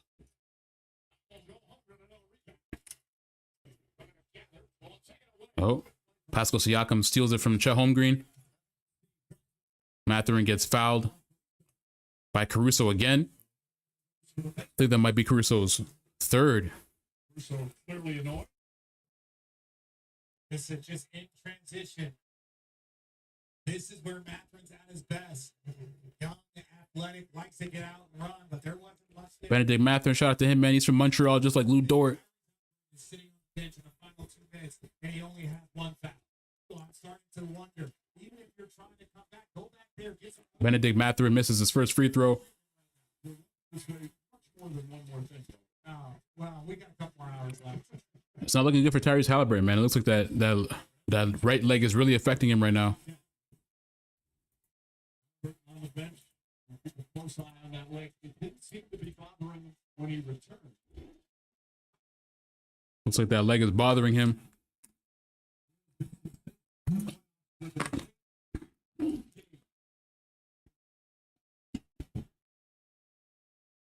Mathurin misses both free throws. Pacers get that rebound. Pascal Siakam for three. Misses. SGA gets the rebound. Ooh, SGA. Oh, he gets blocked by Siakam. Mathurin misses the layup. He was looking for the foul. Refs don't call it. Wiggins has the ball right now. Wiggins pulls up for three. Corner. Miss. Bradley has the ball. Gets blocked by SGA. That's SGA's second block of the game. Another block by SGA, but he gets called for a foul. Bradley will go to the free throw line. I love to see Tyrese Halliburton. SGA has been playing great defensively too. Yeah, I think he has 2 blocks already, man. That's MVP, man. When you're playing on both sides of the floor, putting in work. SGA has 13 points, 2 rebounds, 4 assists, 1 block. I think that's 2. It should be 2 blocks. For the final minute and 1. Tyrese Halliburton is checking back in for the Indiana Pacers. He signed a 10-day contract back with Mark. Shout out to anybody who just started watching, man. I appreciate it. Give your boy a like for our algorithm, man. It definitely helps. Like, follow, subscribe. We're going to be streaming every single game of the NBA Finals remaining. Game 6 on Thursday and Game 7 on Sunday if required. We're also going to be covering tons of news in the offseason as well. So be sure to be here for those live streams in the offseason. We're going to be covering all the NBA news as it comes out. And we may do the NBA draft, depending on how I'm feeling. Y'all care about the NBA draft, man? Y'all care about Cooper? We already know who got the #1 pick. Dallas. SGA being double teamed. Gets it back to Carson Wallace. Carson Wallace for 3. Money, wide open. We got 40 seconds left in the second quarter. Right now, OKC leads by 15. Nembhard to Tyrese Halliburton. Halliburton gets a cut to Siakam. Gives it to Mathurin. Mathurin tries to shoot it, goes in and out. Oh man, this game, this ball's going everywhere, man. We got a mismatch. We got Pascal Siakam. Tyrese Halliburton for three. Miss. Benedict Mathurin with the rebound. And gets it underneath. Benedict Mathurin with 7 points. 5 seconds to shoot. OKC will have that last shot of the game. SGA, long three. Miss. So that is the end of the first half. OKC leads 59-45. The Indiana Pacers are down by 14 right now. Man, right now SGA and Jalen Williams have 29 points. Pascal Siakam and Tyrese Halliburton only have 10 points combined. 10 points combined, sorry. I don't think Tyrese Halliburton has scored yet. Right now he's at a plus minus of -16 right now. I think that leg is definitely affecting him. He has 2 assists, but right now he has 0 points. Pascal Siakam has 10 points, 3 rebounds, 1 assist, 3 assists, 1 steal, 1 block. So Pascal Siakam, as usual, is doing the heavy lifting for the Indiana Pacers. Pascal Siakam is consistently scoring 20 points per game, getting those rebounds, keeping the Pacers in the game. And without Pascal Siakam, I don't think the Pacers would have made it this far. Mr. Consistent, definitely underrated. You're getting a lot of scoring off the bench, or a lot of contribution off the bench for the for the Indiana Pacers as well. Obi Toppin with 2 points off the bench. Tony Bradley with 2 points off the bench. TJ McConnell with 5 points. Benedict Mathurin has 7 already. So you're getting some good contribution for the Indiana Pacers off of the bench. But really right now, it's those turnovers that were killing them. Those 11 turnovers in the first half. Oklahoma City Thunder was able to capitalize on every single one of those turnovers. Oklahoma City Thunder also got a lot of scoring off of their bench, a lot of production right away. You had Andrew Wiggins scoring off the bench, Kaysen Wall scoring off the bench. Those two barely scored in game 4, and in game 5, Aaron Wiggins has 9 points. Kaysen Wallace has 9 points already. Alex Caruso only has 2 points so far. In game 4, Alex Caruso had 20 off the bench. Alex Caruso could easily blow up in this game as well in the second half and extend that lead even further. Oklahoma City Thunder, in my opinion, Indiana Pacers have done, even though they've committed a lot of turnovers, they've done a good job of hanging in the game relatively. They're only down by 14 right now, but realistically, the Oklahoma City Thunder could have extended that lead to 20. It would just, there's a couple plays that didn't really go their way, but that lead could easily be 20 or 20 something points, 20 plus points. Right now we have SGA with 13 points, 2 rebounds, 5 assists, and 1 block so far in the game. Lou Dort hasn't scored, but he has a plus minus of 19. Isaiah Hartenstein 3 points. Jalen Williams has 16 points, and we got Chet Holmgren with 7 points as well.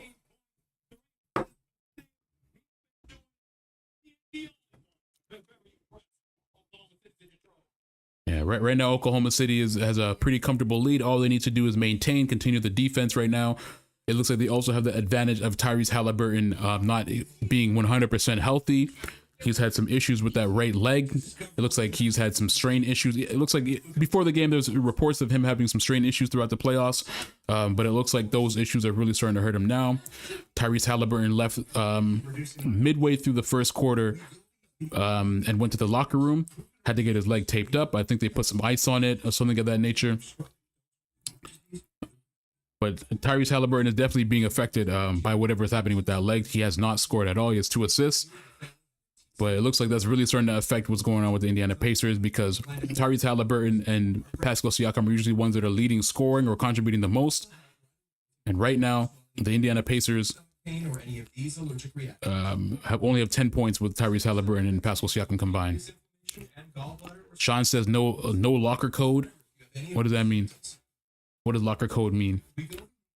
Shout out to Harold Du, shout out to Josh, shout out to Hudson, shout out to Tata, shout out to Sean, shout out to William Felix. I appreciate y'all watching, man. Give your boy a like for the algorithm. It helps a lot.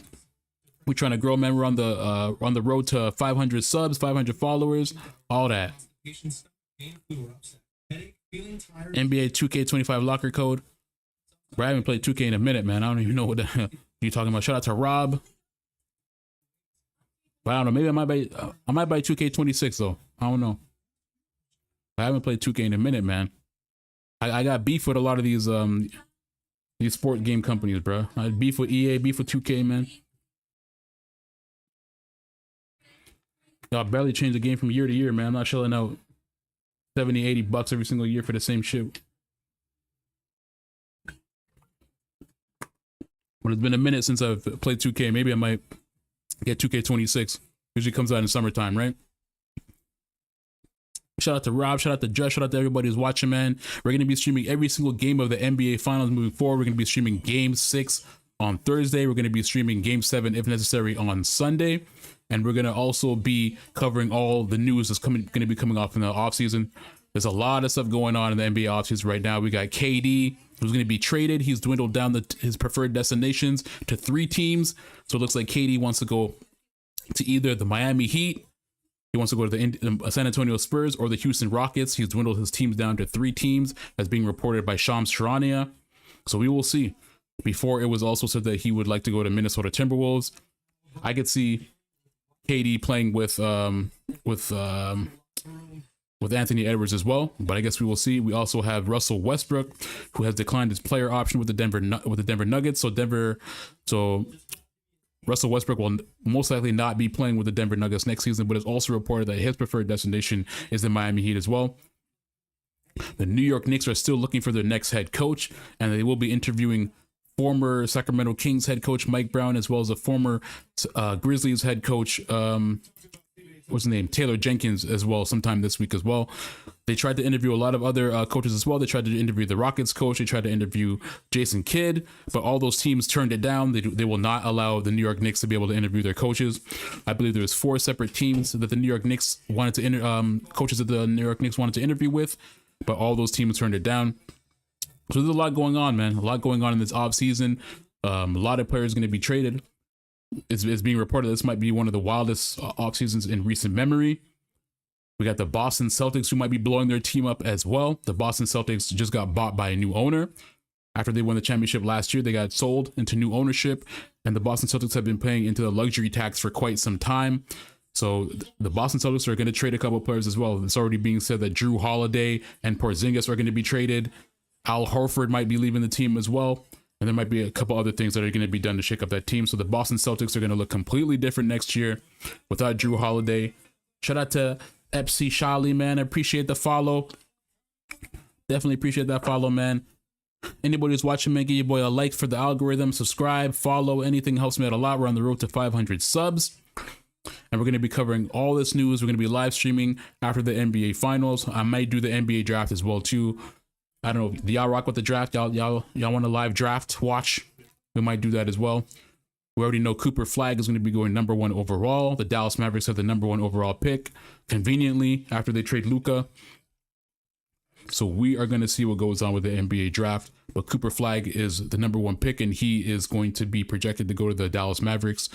So Dallas Mavericks, they lose one white boy and they get another one, man. They lose Luka and they get Cooper Flag. Shout out to them. Shout out to Kagome Asa. Kagome from Inuyasha? Is that Kagome from Inuyasha? Shout out to Rob. Shout out to Tata. Shout out to Harold Dew. Shout out to Josh. Shout out to William Felix, man. And shout out to Die Goes, man. Appreciate everybody who's watching. We're going to be streaming, again, every single game of the NBA Finals. Game 6 is going to be on Thursday. Again, something else to keep in mind. Right now, SGA has how much points? Let's see. Let's double check. SGA has 13 points right now, but Jalen Williams is leading all scorers for OKC with 16. Right now, SGA is on the brink of history. Through the first 4 games, he has scored. He is, I believe, 3rd all time in terms of NBA Finals scoring. I believe number 2 on that list was Allen Iverson, who had 35 points per game in the 2000 NBA Finals. Off the top of my head, I don't remember who number 1 was, but it was an older player, and it was in 1967, I believe, and he had like 41 points per game throughout the first 4 games. But right now, SGA is averaging 32 points per game through the first 4 games. He obviously had a pretty bad game in game 3, but so far, SGA is making history, man. He's a 3rd, in terms of points per game through the first 4 games, 3rd all time right now. So the Oklahoma City Thunder, if they do win the NBA Finals, they will be closing off an all-time historic season. They had an all-time historic defense this season. And SGA obviously won the scoring title. He won NBA MVP. He won Western Conference Finals MVP. And if the Oklahoma City Thunder win the NBA Finals, there's an 80% chance that SGA will also win NBA Finals MVP. So if the Oklahoma City Thunder do win the NBA Finals, this will be the first quadruple ever in history where somebody wins the scoring title in 1 year, NBA Finals MVP, NBA MVP, as well as the Western Conference Finals MVP. So that's something to keep in mind. They are on the brink of a historic season right now, so that's pretty dope if you look at it from SGA perspective. And if the Oklahoma City Thunder can close this out and win that championship, man, that's an all-time historic season for SGA and the Oklahoma City Thunder. We may be looking at a potential dynasty, man. So it's something worth to keep in mind. So far, this game, if we talk about this game specifically, really the first half, the downside for the Indiana Pacers were those turnovers, man. In the first quarter, first half, they already have 11 turnovers. Oklahoma City Thunder was able to capitalize off all of that. And they've got a lot of scoring off the bench. So that's been very beneficial for the Oklahoma City Thunder. Casey Wallace with 9 off the bench. Aaron Williams with 9 off the bench. Those two, I believe, only had 2 points last game. Alex Caruso only has 2 points. Alex Caruso had 20 points last game and only has 2 this game. So Alex Caruso could easily blow up at any point. And we got SGA, Jalen Williams, and Chet obviously leading scoring. SGA has 13. Five assists already, 2 rebounds, 1 block.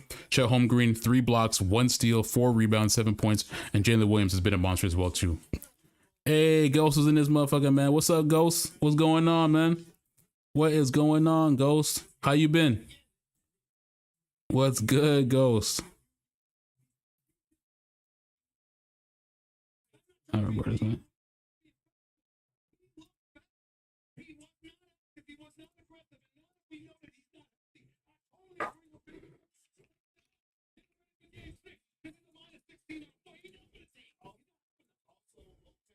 Shout out to username 2020. Shout out to Nate5254. Shout out to Rob. Shout out to Harold Dude. Shout out to Die Goes Goes.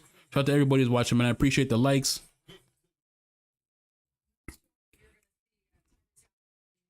Shout out to Ghost, man.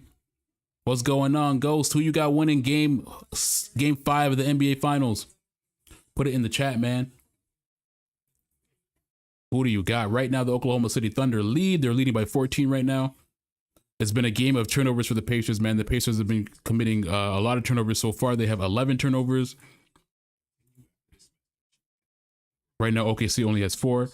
OKC, this game so far, have been looking extremely good defensive. They're looking like that #1 rated defense that they were the entire regular season. They've been putting a lot of pressure on the Indiana Pacers. They were causing a lot of turnovers early. Now, towards the end of the second half, Indiana kind of cleaned some of that up. But I think the big thing for Indiana right now is Tyrese Halliburton. It looks like that right leg injury for Tyrese Halliburton is really affecting him. Tyrese Halliburton has not scored any points so far. He has only 2 assists, and he has 1 rebound. He hasn't been able to make any of his shots drop, and a part of that you got to think is as a result of that leg injury right now. So you got the Pacers probably. Well, hopefully the Pacers can come back, man. I mean, they're down by 14, but we've seen them come back from down more than that. I think OKC is going to win this game. I think Indiana will win the next game at home. And I think it'll go to a game 7. That's personally what I think. I think we're going to see a game 7 in this series. And you know, we love game 7s, man. We love a game 7 over here. So I'm about it. But let me know who you guys got winning game 5 of the NBA Finals, man. Put it in the chat who you got. And so far in the NBA Finals, who is your NBA Finals MVP? Right now, we're at halftime. Got some water, man. I don't know what it is, man. My mouth has been super dry today. I don't know what's going on. Got to keep that water next to me, you dig? But to anybody who just came in, man, I appreciate you watching. We're going to be streaming every single game of the NBA Finals. Game 6 Thursday. We stream every single stream. We start at 8 o'clock. We go into the pregame. We talk about the keys to the game. We break down the previous game in terms of stats, in terms of what happened. And then we get into the actual game once tip-off comes. To anybody watching, man, also like, subscribe, follow. We're also going to be covering all the NBA offseason news. There's going to be quite a lot of news coming. As I said before, KD has dwindled down his teams to his final 3 teams that he wants to be traded to, or his preferred destinations. We also got preferred destinations for Russell Westbrook. It looks like he wants to go to the Miami Heat. We got the New York Knicks interviewing for the next coach. They will be interviewing Taylor Jenkins, the former Memphis Grizzlies head coach. And we also got them interviewing Mike Brown, the former Sacramento Kings head coach and former coach of the year in, I believe, 2022. It was either 2022 or 2023. So we got a lot of different movement going on. It looks like the New York Knicks also requested to interview Ume Udoka, the head coach of the Houston Rockets. They also requested to interview the Dallas, I was about to say Dallas Cowboys, the Dallas Mavericks head coach, Jason Kidd, but both teams turned him down. Oh, sorry, both teams turned down the New York Knicks request. They did not want the New York Knicks to be able to interview their coach. So we will see who the next coach of the New York Knicks is. Whoever gets that job, man, y'all know how the New York media is, man. The New York media are absolute sharks. You play good or you coach good, you play good one game, man, they treat you like the Messiah. You coach bad or play bad one game, they treat you like you're the worst thing in the world. So, you know, winning in New York, being a coach or a player in New York is a double-edged sword because you get both sides of it from the media. And obviously, it's the largest market in America. So whatever it is, good or bad, it gets amplified more than any other region in the NBA. But, you know, it's New York, baby. New York, New York. So that job is always going to be attractive for a lot of people. But that New York Knicks job is never not going to be a tough job.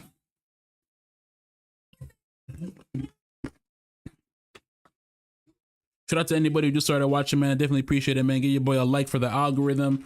Give me a follow, subscribe wherever you're at. Helps your boy out a lot. We're on the road to 500 subs. And I appreciate everybody watching, man. We're going to be also streaming in the off season as well for the NBA news. And we're also going to be streaming next year. We're going to be streaming all the games next year.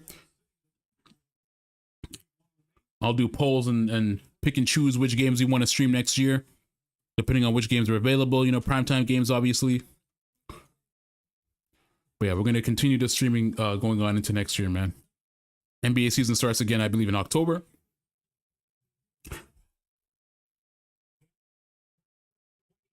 So we'll be back for that.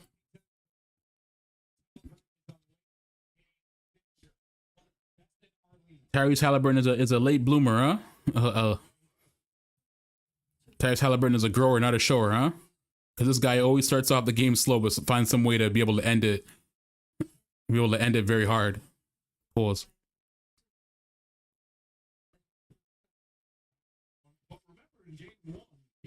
Shout out to Halliburton, though, man. Halliburton's a snow bunny whisperer, dog. Halliburton plays in the snow. All right.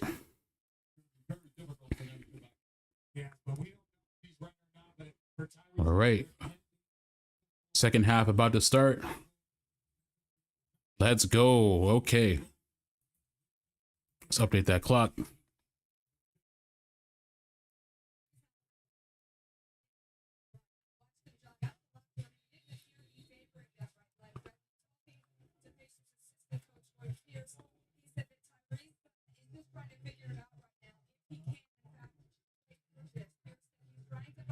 Oh.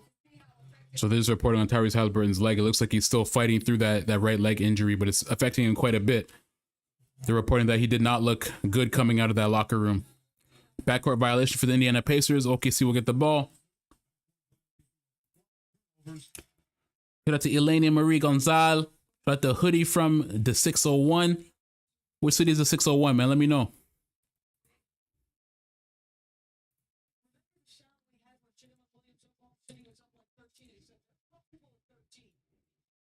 SGA, mid-range.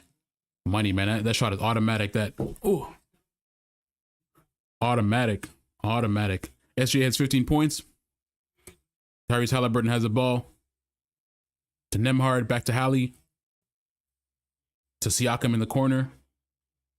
He's being guarded by Isaiah Hartenstein. Pascal Siakam drives to the basket and gets fouled by Hartenstein. That is Hartenstein's third foul.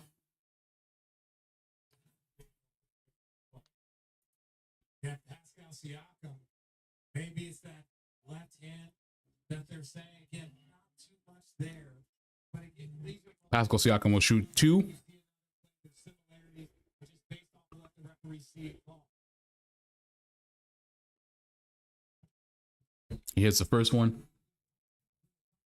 Shout out to Papi Chulo. Shout out to Venius, man. Appreciate everybody who's watching, man. Like the stream, subscribe, follow, anything helps your boy out. We're on the road to 500 subs.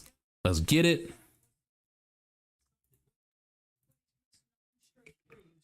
Right now, the OKC Thunder have been dominating this game defensively, offensively so far. They've been causing a lot of turnovers, and they've been capitalizing on all of that. There's also been a lot of good scoring off the bench for OKC so far. Alex Caruso has the ball. He's bringing it down. Being guarded by Pascal Siakam. Alex Caruso drives to the basket. Gets blocked by Siakam. Lou Dort gets the rebound. SGA has the ball right now. A to shoot. SGA mid-range. Mid-range is short. Indiana gets the rebound. Halliburton has the ball. He's being guarded by SGA.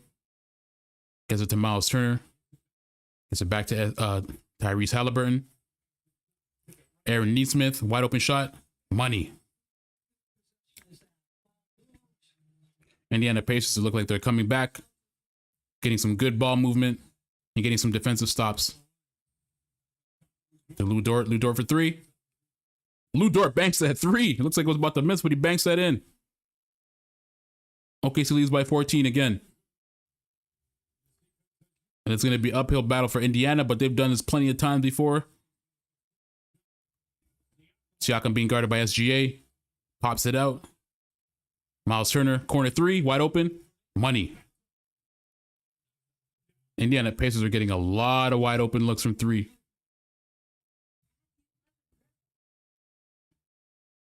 Looks like they're adjusting to that defensive rotation. Oh. We got a blocking foul on Nesmith.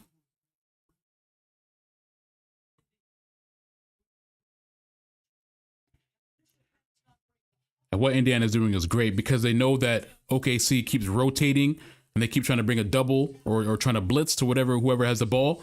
They essentially keep moving that ball out wide, and every single time they do that, and every time OKC rotates, there's always going to be one person wide open from three. And they've been capitalizing on that. They've hit 2 threes back to back. Halliburton gets the rebound. Chet Holmgren misses that last shot. OKC up by 11. Pascal Siakam guarded by Alex Caruso right now. Pascal Siakam wants a foul, but he misses. SGA has the ball right now. He's being guarded by Siakam. He gets a switch. He gets Miles Turner on him. Oh, he gets doubled.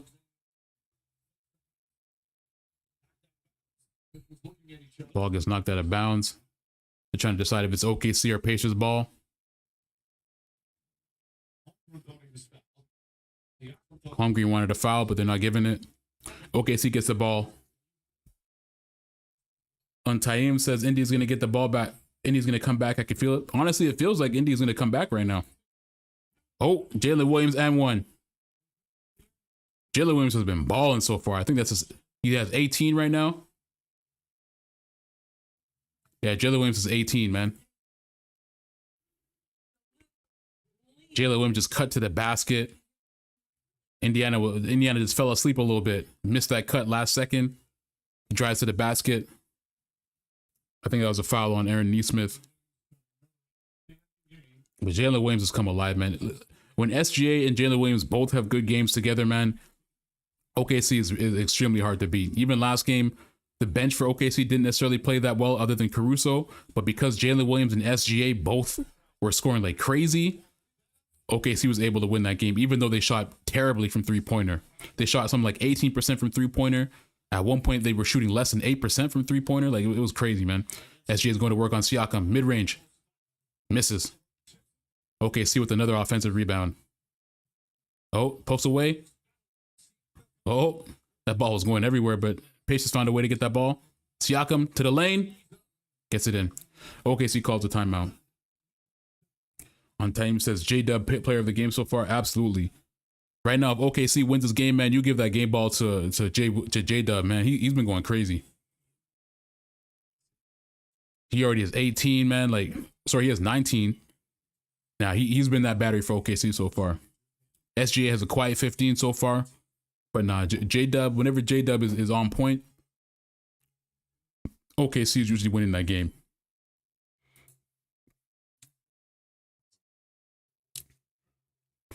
Shout out to Marcos Montes. Shout out to what is that? He said that the Luis MNT. What is that? Shout out, man. Who you guys got winning game 5 of the NBA Finals? Look at me, man. I'm tired as hell. Game 5 of the NBA Finals, man. Put it in the chat. And who do you think is NBA Finals MVP so far? On the Pacers side, if the Pacers win, who do you give NBA Finals MVP to, man? Do you give it to Pascal Siakam or do you give it to Tyrese Halliburton? Now, even though Tyrese Halliburton has won that game winner in game 1, and usually is a person to be able to close that game out at the end, because usually Tyrese Halliburton has a slow start, but then ends up closing the game out towards the end. But if you're going to go in terms of consistency, man, Pascal Siakam has been the more consistent player throughout the NBA Finals for the Indiana Pacers. So who do you give it to? Because Pascal Siakam won Eastern Conference Finals MVP over Tyrese Halliburton. So if you're a Pacers fan and the Pacers end up winning the finals, man, who do you give that NBA Finals MVP to? Do you give it to Pascal Siakam? Do you give it to the person who's always consistent defensively, offensively, on the rebound boards, everything?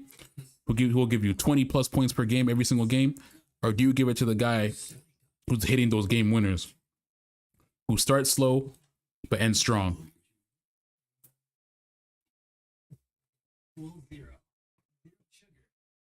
Shout out to Backwood King. That's a crazy name, yo. Backwood King.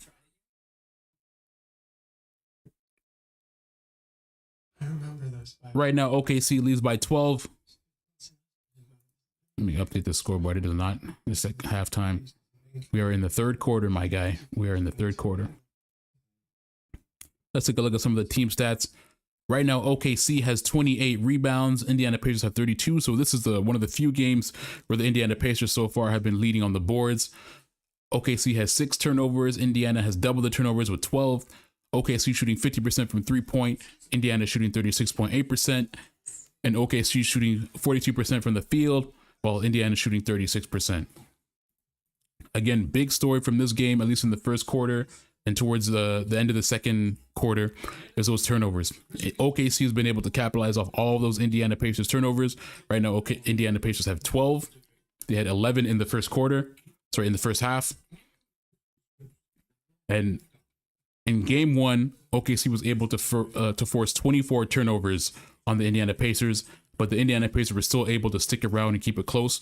But this game, even though OKC is forcing a lot more turnovers, it looks like the Pacers have had a little bit harder of a time to be able to get back and keep that game close. But we all know that the Indiana Pacers come back in the fourth. That's when they really come alive. It's really a test of endurance when you're going against the Indiana Pacers, because they may play poorly for 3 quarters, but in that fourth quarter, they're going to turn that up. So for the Oklahoma City Thunders, it's, can you continue to dominate defensively? Can you continue to force turnovers? And can you close it out in the fourth quarter? If you can do that, then you'll be able to win this game. But if you get too complacent, if you get lazy, you can look at a couple possessions. Indiana starts hitting threes, and before you know it, it's a 2-possession game. SGA has the ball right now, being guarded by Neesmith. Looking for a switch. Gets it to Jalen Williams. Jalen Williams for 3. Money. Jalen Williams. Give him the game ball, man. Jalen Williams is on fire right now. 22 points for Jalen Williams.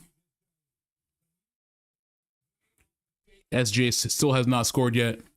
Sorry, Tyrese Halliburton. Tyrese Halliburton still has not scored yet. Turner gets fouled in the paint. He will go to the line. That is crazy. Tyrese Halliburton has not scored at all today. Right now, he has a plus-minus of -17. He has 4 assists, 2 rebounds, and 1 block. But Tyrese Halliburton has been, so far, he's been a liability for the Indiana Pacers right now. Shout out to Izial Munoz, 963. Shout out to Revan Feldstein.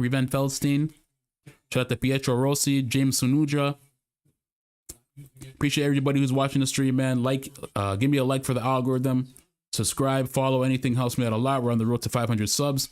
We will be streaming Game 6 of the NBA Finals on Thursday at 8 o'clock. And we will be streaming Game 7 on Sunday at 8 o'clock as well, if necessary. We're also on Twitch, YouTube, Kick, everywhere.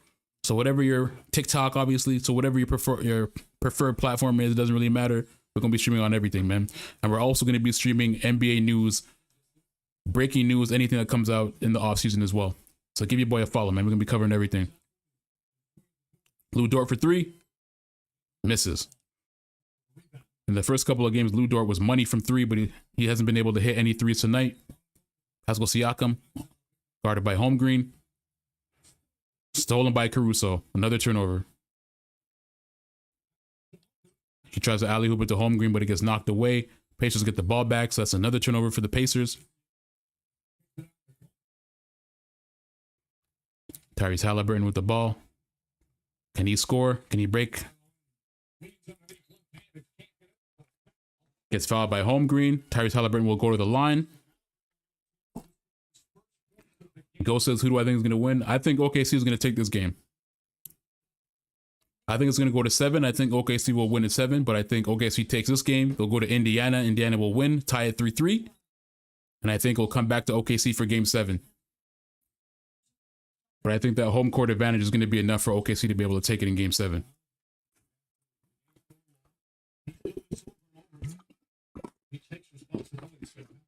As soon as OKC won the last game and tied at 2-2, I think that changed the trajectory of the game, or trajectory of the series completely. I think there was a little bit of a shift in OKC. And then now with Tyrese Halliburton having this right leg injury, you know, you have one of your star players with a nagging injury. Even though you're a star player, sometimes you got to play through some of those injuries. It still does affect you, man. Even just small things like getting your shot off, not feeling as comfortable as you usually do, little stuff like that. When you're an athlete, these small injuries can affect your performance greatly, especially your mental. SGA. Oh, looks like they're fighting for that ball. Loose ball foul on who? Loose ball foul is being called, but Miles Turner. Okay.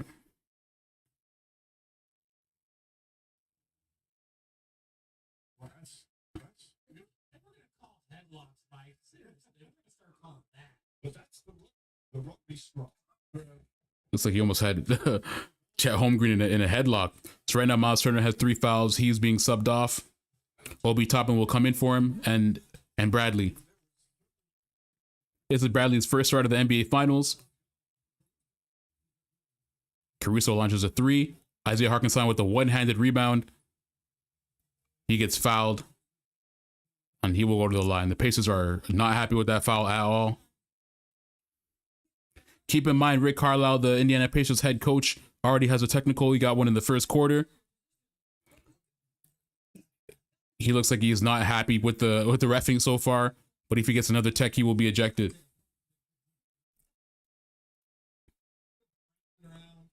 Shout out to Ace Editor.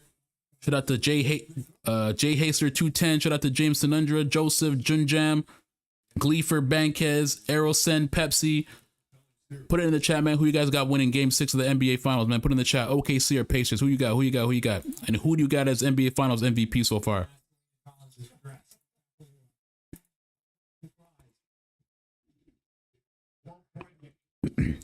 12-point game. Even though OKC has been winning the turnover battle, Tyrese Halliburton gets blocked by Alex Caruso. Obi Toppin for 3. Obi Toppin gets it. Obi Toppin has been money from 3 anytime they need a spark off the bench and they're down by a lot. Obi Toppin has been that battery for them. And despite the turnovers with Indiana, which I believe they should have 12 right now.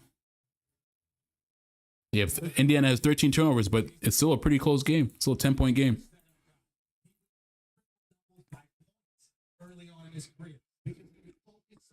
Sorry, 11-point game. Jalen Williams will shoot 2 free throws.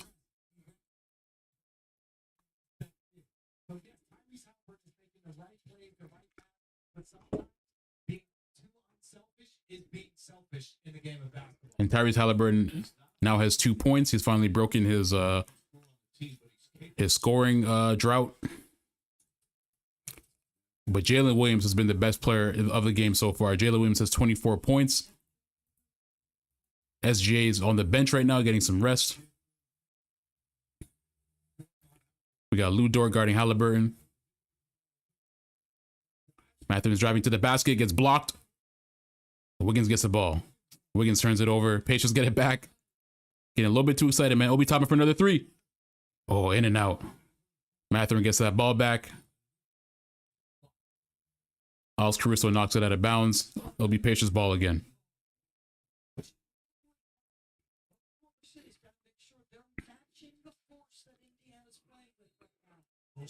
Let me say this, TV. That middle of the floor for both teams, when you're trying to bring it up in transition, that's a dangerous zone for both teams. Oh, Obi Toppin for three again.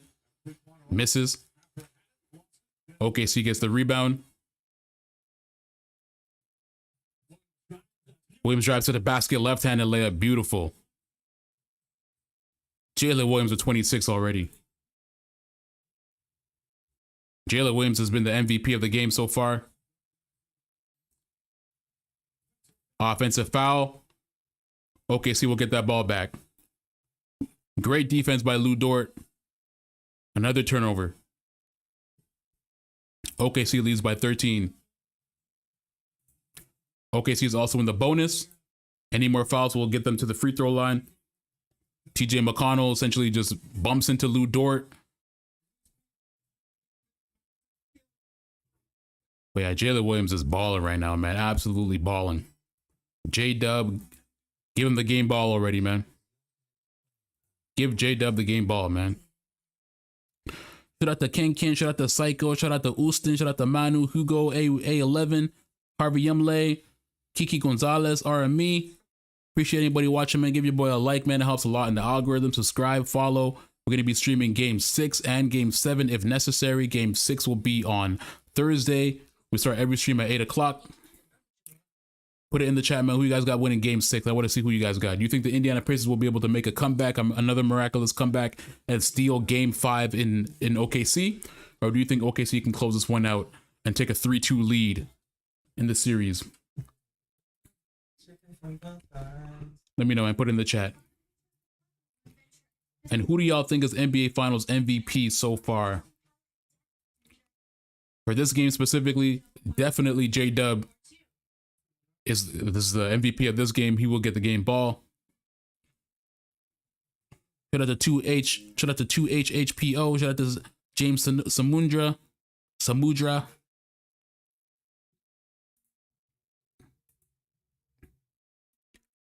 Who you got winning Game 6? Put it in the chat. Right now we got Jalen Williams with 26 points, 5 rebounds, 4 assists, and 1 steal. Right now, he is my MVP of the game. So far, he deserves the game ball. SGA, with a pretty quiet game so far. He started off pretty strong, but right now he only has 15 points, 6 assists, 2 rebounds. It's worth noting that SGA is third all-time right now for scoring through the first 4 games of the NBA Finals. Right now, he's averaging 32.7 points per game, which is third all-time in terms of the first 4 games of the NBA Finals, right behind Allen Iverson, who averaged 35 points per game in his first 4 games of the NBA Finals in 2000, when they eventually lost against the Los Angeles Lakers with Kobe and Shaq. So right now, SGA is doing something historic. We'll see how he finishes this game. Right now, he's resting on the bench. It looks like Oklahoma City have been able to adjust against what Indiana Pacers were doing defensively in Game 3 and in Game 4. And they've been able to find a counter for it. And right now, OKC got a little bit of a spark off the bench. Aaron Wiggins with 9 points off the bench. He hit 3 threes. Casey Wallace is the same. He hit 3 threes. And he also had 3 steals. So we had a couple bench players come in and provide a little bit of a spark. Alex Caruso defensively has been great. However, scoring this game has not been, as productive offensively. Only 2 points. But so far, you can't. If you're OKC, you can't be too bad. You just want to make sure that your players continue to maintain defensive intensity against the Indiana Pacers, not get too gassed, and be able to close this game out. You still got plenty of time left in the game. Indiana Pacers can definitely come back. There's more than enough time for them to come back. They've came back down from way worse than down 14 points, so 14 or 15 points. So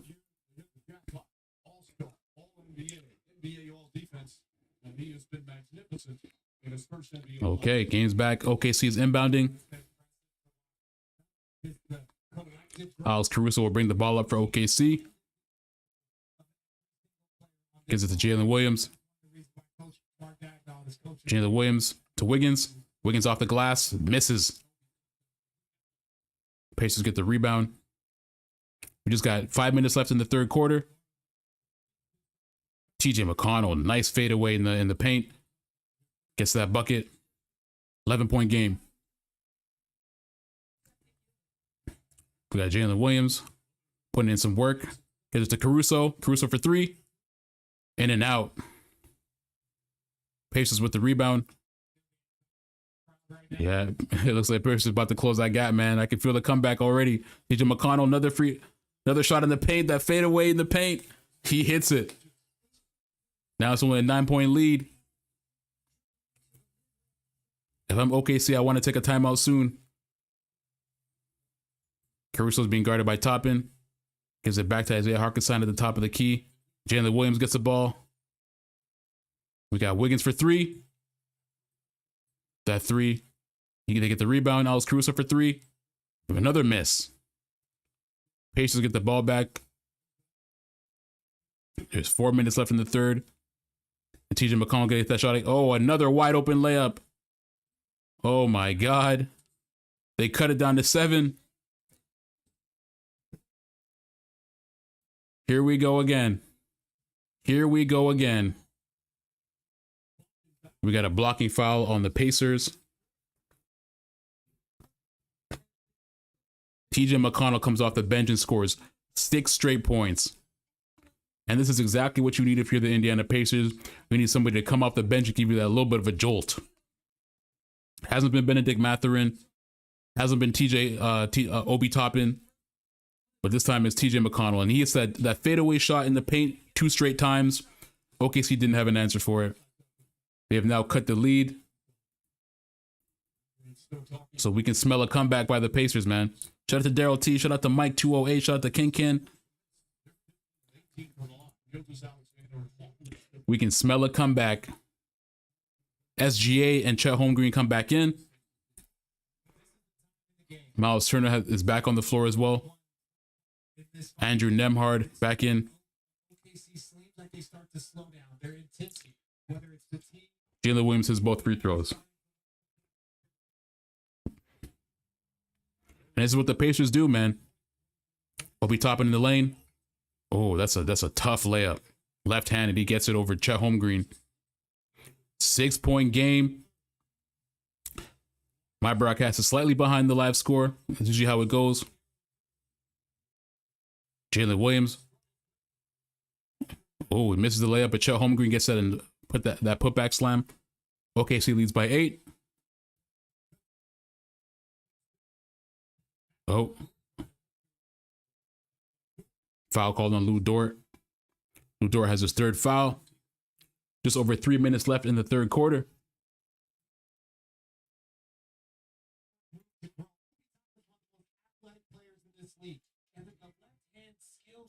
Man, that's a nice left-handed shot.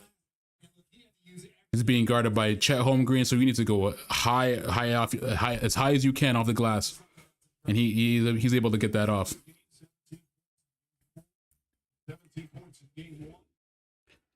And looks like OKC, man, they've lost some of that defensive intensity right now. Oh, McConnell hits the bucket, wide open 3. Somebody lost a shoe. Looks like Chet Holmgren lost a shoe. It's a 6-point game now. And if you're OKC, man, what you want? You want somebody to close us out. You want your star. You want that SGA. Oh, mid-range. Money. That mid-range, but from SGA is automatic, man. That shit is automatic. But it's still a close game. 2-possession game. Obi Toppin to the basket. They wanted to travel. But Obi Toppin. And this is Indiana Pacers, man. They're getting a lot of sparks off the bench right now. Oh. Looks like we're getting a jump ball. Andrew Nemhard and SGA tangled on the ground. And we're going to get a jump ball. Right now, it's a 6-point game. OKC was leading by as much as 14, and the Pacers were able to cut it by, honestly, it was mainly TJ McConnell coming off the bench, providing a spark. He scored 6 straight points, and then you got Obi Toppin also contributing as well. And if you're the Pacers, man, this is completely turned around because Tyrese Halliburton has only scored 2 points the entire game. You got your bench coming in contributing. So Tyrese Halliburton, even though he's having that right leg issue, he can easily come back off the bench and provide a spark for Indiana Pacers to be able to close this out, man. Because we already know that Tyrese Halliburton is that late game closer for the Pacers. Right now, Pascal Siakam is also getting rest on the bench as well.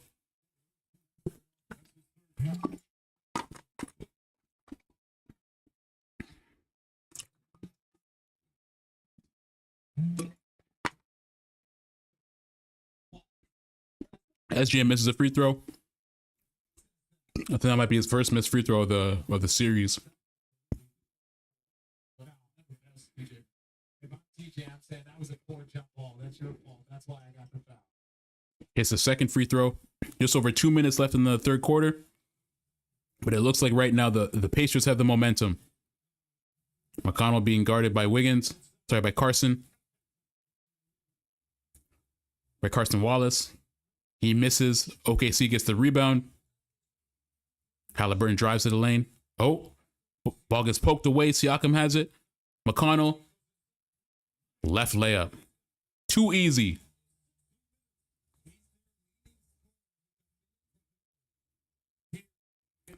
Like TJ McConnell just came off the bench and just scored 15 points. Unbelievable.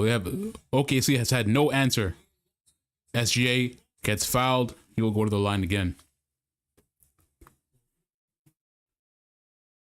OKC looks a little bit gassed. They've had no answer for TJ McConnell at all. TJ McConnell has provided the exact spark that the Indiana Pacers needed right off the bench. He scores 15 straight off the bench. OKC has had no adjustment for him. He's leading all scores for the Indiana Pacers off of the bench. In like 5 minutes, TJ McConnell has started to lead all scores for Indiana Pacers. Absolutely crazy. Shout out to Renzu. Shout out to Rabbit935, man. Shout out to anybody watching, man. Shoot a free throw for SGA edit. Shoot a free throw for SGA. As well, what does that mean? What does that mean? Shout out to Batchoy. Shout out to anybody who's watching, man. We're going to be streaming Game 6 of the NBA Finals on Thursday. SGA hits both free throws.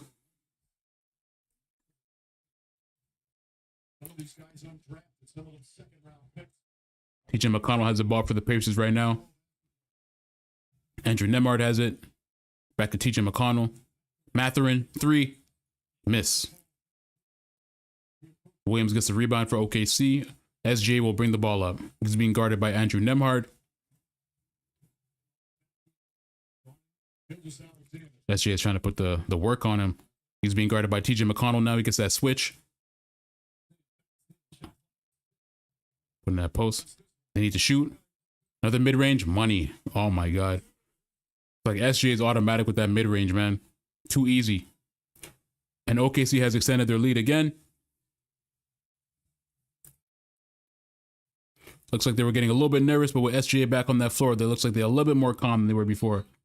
Ooh, TJ McConnell and 1. That mid-range again. Fouled by, it looks like Alex Caruso. TJ McConnell. He had 10 points, which was only his career high in the quarter. And now he's got 12. TJ McConnell with 18 points off the bench. If the Indiana Pacers win this game, TJ McConnell gets that game ball. Unbelievable. This guy's undrafted free agent too.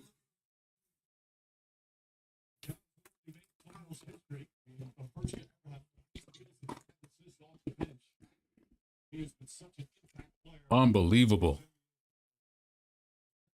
Shout out to JR, Lanky Young.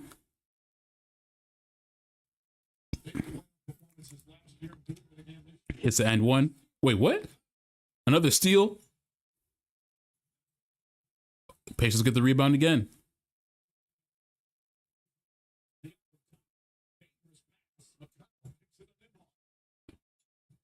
Oh, Nembhard throws it away.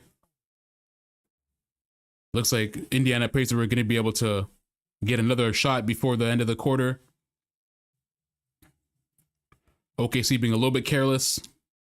15 seconds before the end of the quarter. Jalen Williams has the ball. Jalen Williams looks like he's going to take the last shot. Jalen Williams banks it. Hits that shot. Lead goes back up to 10.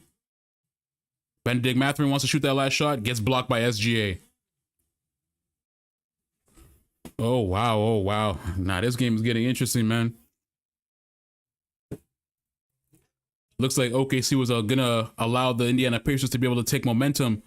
But J-Dub, man. And somehow he makes that wild shot off the glass to extend that lead back to 10. Absolutely crazy, man. Absolutely crazy. Shout out to Foozle. Shout out to Super.co. Shout out to Sarzu. I'm going to take a quick bathroom break, man. But anybody who's watching the stream, man, I appreciate it, man. Give your boy a like, subscribe. It helps a lot in the algorithm. We're on the road to 500 subs. We're going to be streaming Game 6 on Thursday at 8 o'clock. All streams start at 8 o'clock, and we'll be streaming Game 7 potentially if there is one, or if there's a need for one, on Sunday as well, too. I'm going to take a quick bathroom break, man. I'll be right back.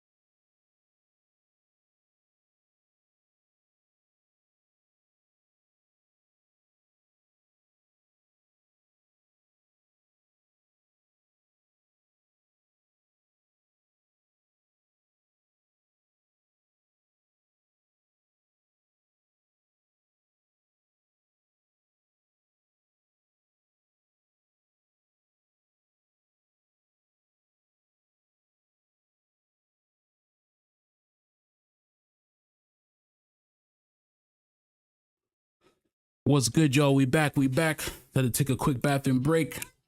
Right now, OKC leads by 10. They're able to extend that lead back up to 10 just before the end of the third quarter. We are now heading into the fourth. Indiana Pacers were able to close that gap. OKC was leading by as much as 14 points, but we had a huge spark by TJ McConnell off the bench for the Indiana Pacers. He scored 18 straight points. And for the Indiana Pacers, this is much needed, man. In a game where Tyrese Halliburton is having that issue with his right leg, he's had a plus minus of -10, and Tyrese Halliburton has only scored 2 points. Both of those points have come from free throws. It's a spark that the Indiana Pacers needed, man. Indiana Pacers really much needed the spark from TJ McConnell. We are now going into the fourth quarter. Let's look at the team scores right now, man.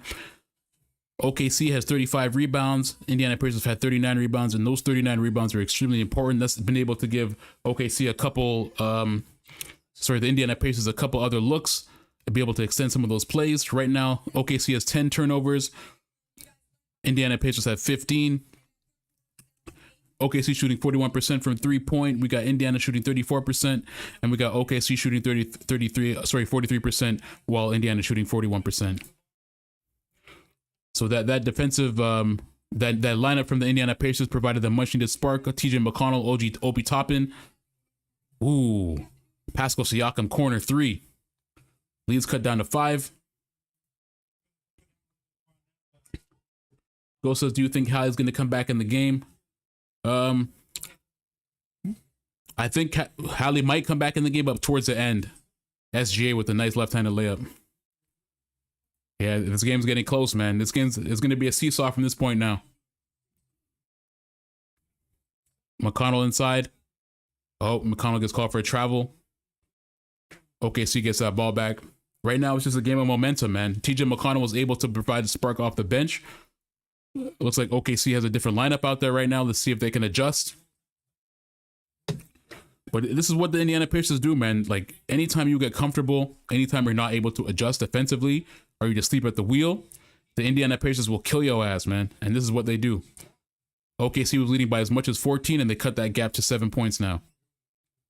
Wiggins, 3, money. OKC leads by 10 again. So if OKC wants to win this game, man, they're going to have to be defensively strong.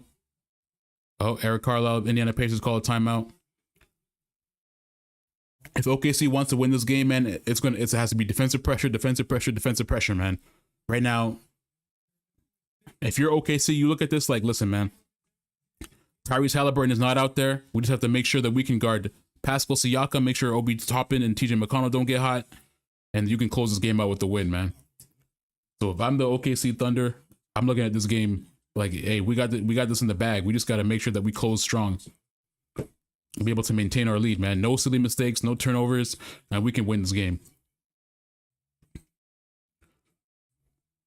But yeah, it doesn't, so far, it doesn't really look like Halliburton may come back in the game for a couple minutes. I don't know. It looks like that right leg injury is really affecting him, honestly. Since the beginning of the game, Halliburton has not looked like himself at all. You can tell that injury has been affecting him quite a bit.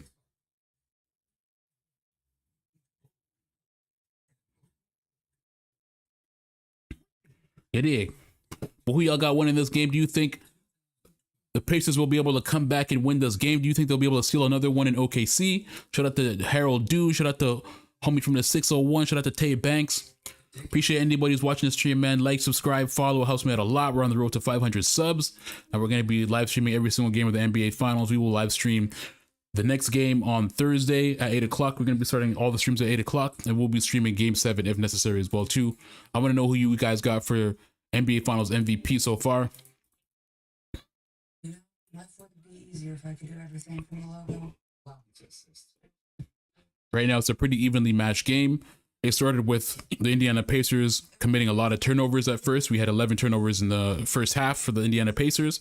OKC was able to create a lot of turnovers and be able to capitalize on that. And then OKC's bench came out, man. They came out with a strong start. They've been pretty quiet in the second half so far. And it's been mainly Jay Williams, man. J-Dub, man. 29 points. He's been going crazy. SGA with a quiet 24. But it looks like so far SGA will crack another 30, which is going to be crazy. But yeah, so far strong performances from Jalen Williams, from SGA. Chet Williams has been a little bit more quiet, but he's been good on the rebounds. 8 rebounds so far. Lou Dort has been quiet as well. Usually he's had a couple from 3. So far he only has 3 points, but he's in a little bit of foul trouble. I believe he has 3 personal fouls. And then Alex Caruso has been a little bit quiet too. Only 2 points off the bench. Meanwhile, Aaron Wiggins has 12 points off the bench, and Casey Wallace has 9. Me too, man.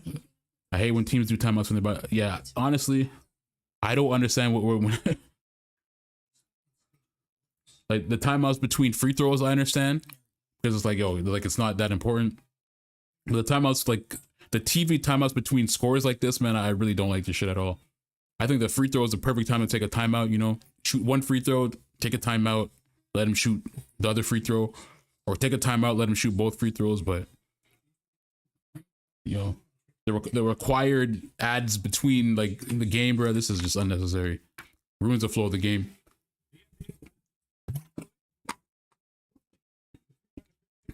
We got the NBA draft on June 25th. Y'all think I should live stream the NBA draft? We got Dallas Mavericks with the number 1 pick. Cooper Flag is expected to go to the Dallas Mavericks. They lose Luka. It looks like they get Cooper Flag. What do y'all think? Y'all rocking with the NBA draft?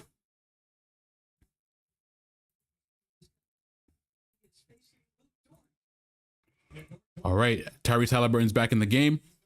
Again, Tyrese Halliburton has 2 points tonight. His right leg has been hurting him, but you know how Tyrese Halliburton does it, man. He can get hot at any moment. There's 10 minutes left in the game.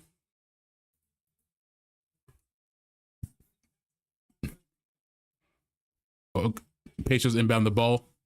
Siakam has the ball right now. Siakam to the basket, easy. That was a mismatch. SGA has the ball. This OKC crowd looks a little nervous, man. SGA has the ball. Shot clock to 9. Chet Holmgren. Oh. Pacers ball. Looks like they're trying to inbound that quickly. They don't want him to. Oh. OKC's going to challenge.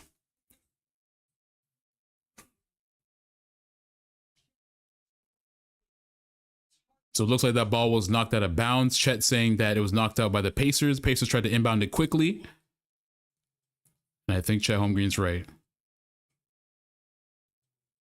Indiana Pacers were smart. They tried to inbound that ball quickly so that the OKC couldn't challenge it, but the OKC got the challenge off in time. But it looks like that will be overturned and the OKC will get the ball back. Shout out to anybody who's watching, man, regardless of what platform you're on, man. Give your boy a like, follow, subscribe. It helps me out a lot in the algorithms, man. We're a small account we're trying to grow. We're on the road to 500 subs, 500 followers. So I really appreciate any love we can get. Even just liking the stream helps a lot. Shout out to HH. Shout out to anybody who's watching, man. I appreciate all the likes.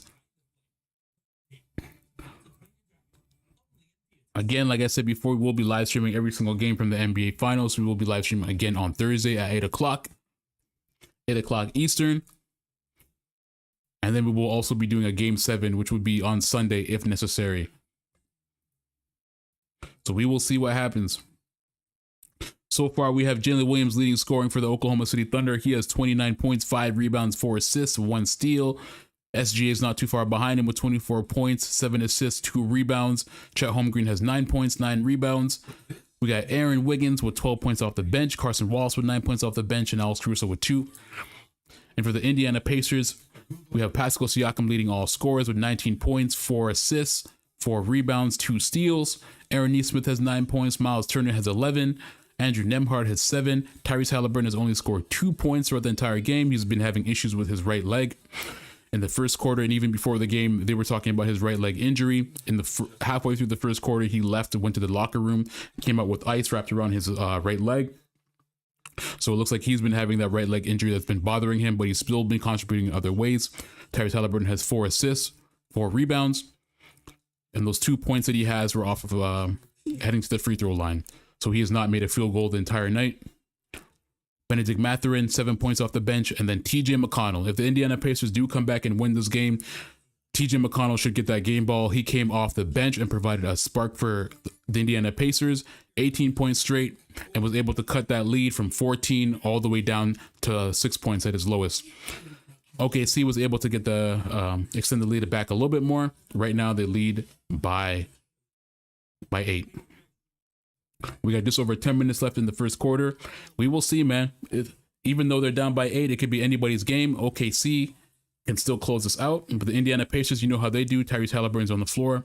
They could easily hit a couple shots and be able to close that gap once more and be able to steal another game in OKC. So who you guys got winning this game, man? Does OKC come back? Does the Indiana Pacers come back and steal another game in OKC, or can the Thunder close this game out? So the challenge is successful. Tyrese Halliburton was last to touch it, so the Oklahoma City Thunder will get that ball back.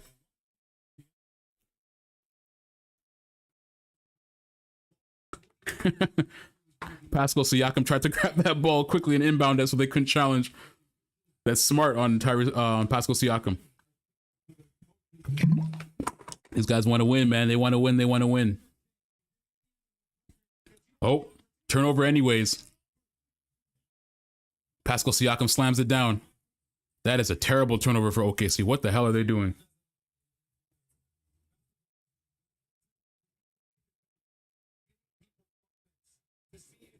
They're putting a lot of defensive pressure on OKC right now.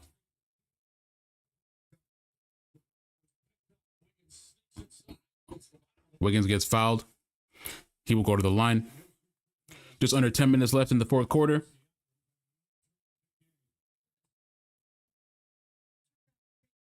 That was a bad inbound pass by SGA. SGA tried to get it to Chet Holmgren, overthrows it. Pascal Siakam steals it and slams that shit down in the lane. 2 fouls on Siakam. Another good game off the bench for Wiggins. And when the game is this close, you know how the Indiana Pacers do it, man. You can't have small mental mistakes like this, man. You got to be on point. Right now, Wiggins will shoot 2 free throws. He hits the first. Isaiah Hartenstein and Jalen Williams come back in. Chet Holmgren goes back to the bench. Comes back in. I was making the point just a couple of possessions ago that Chet doesn't get the separation per se on the screening action that Hartenstein does. The Indiana Pacers have picked up their defensive pressure. You don't have the ability to get Shea loose off that initial screen. All right. Tyrese Halliburton has the ball. He's being guarded by Lou Dort.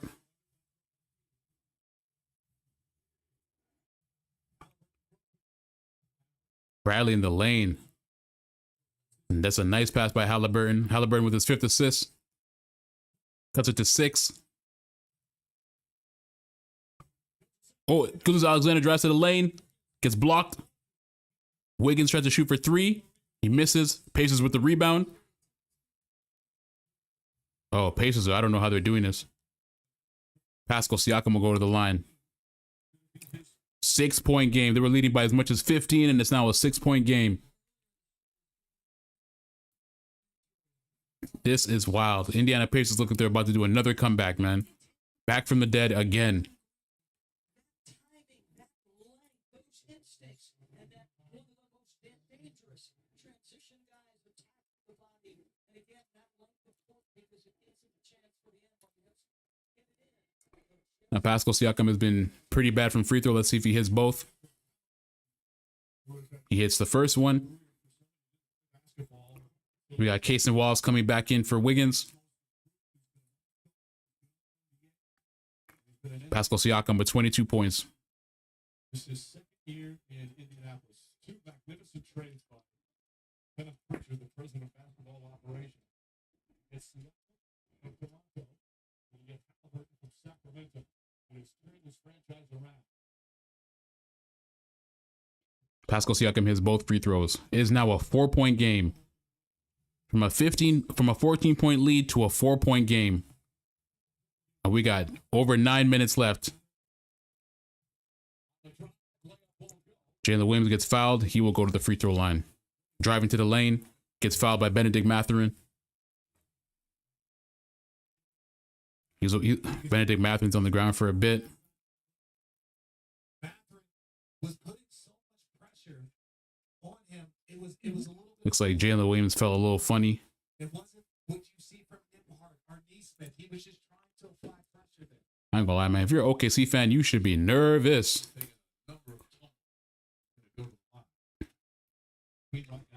OKC looks strong for the first 3 quarters, but right now, man, it looks like they're mentally losing it a little bit. They're tough. They've got strong playoff experience. They just keep fighting. 30-point game for Jalen Williams. Jalen Williams hits the first. Oklahoma City did a better job leveraging their 2 best players down the stretch. You went a lot of Shea Gilgeous and Jalen Williams in 2-man action, trying to get the matchups you wanted. Already a better job getting Siakam the basketball on the board. With Bradley, who picks up his 3rd foul. The crowd loves Hartenstein here in OKC. And the thing about Getting some of the social posts ready. Possessions, even on the free throw line. Jay Dillon is a very good free throw shooter, and you still see Hartenstein out there battling as if he knows he's going to miss. we've got screeners in the game, but Nembhard gets away from it. Okay. For the shoot, SGA. 3-pointer misses. 5-point game for OKC. 5-point lead. Tyrese Halliburton has the ball.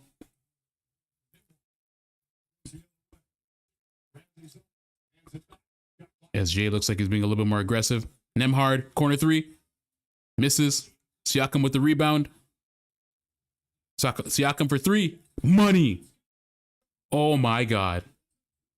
2-point game.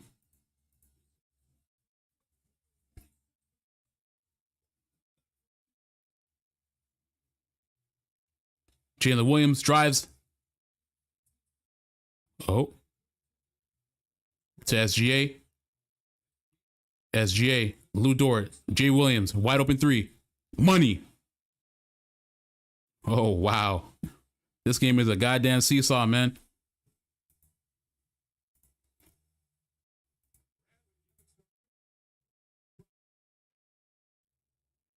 Oh. Stolen by Cason Wallace. Cason Wallace dunks it. Okay. OKC just extends that lead again. They lead back up by 7. Pacers take a timeout.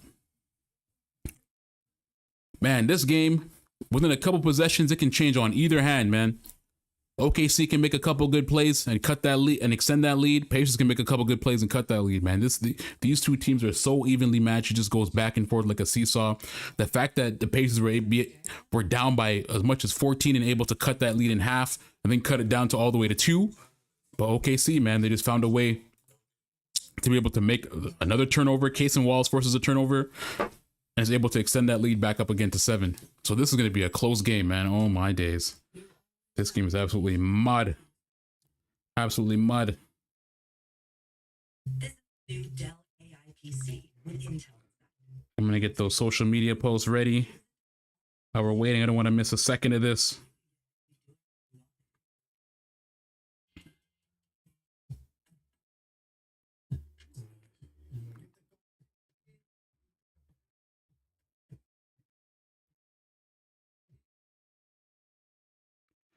But right now, man, if I'm OKC, if OKC wins this game, game ball goes to Jalen Williams. If the Pacers win this game, game ball goes to TJ McConnell. Absolutely. Absolutely. Give it to TJ McConnell or Pascal Siakam. I would give it to TJ McConnell. TJ McConnell provided that spark off the bench. Jalen Williams has 33 points right now. Jalen Williams has been going absolutely crazy. SGA 24.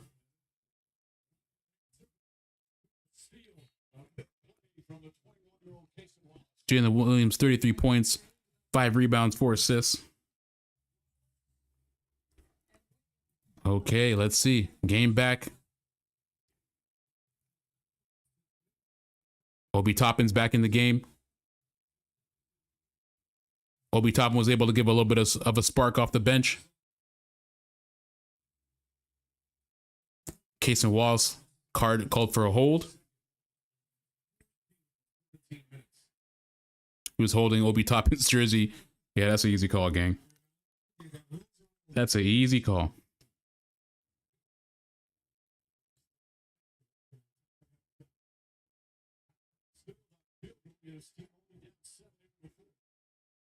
Mathurin misses it. Oh, who gets it? Loose ball foul on OKC. It's going back to the Pacers.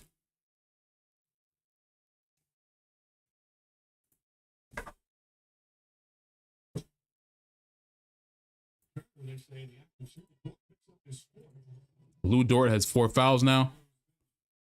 They're saying it's in the act of shooting for.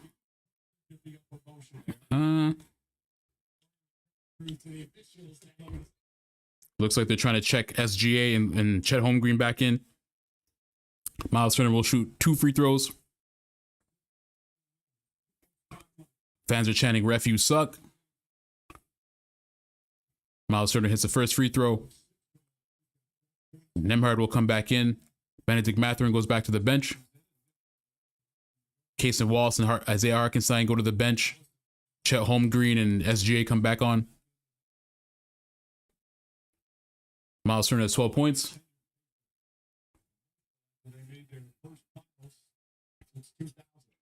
Hits a second free throw. 5-point game.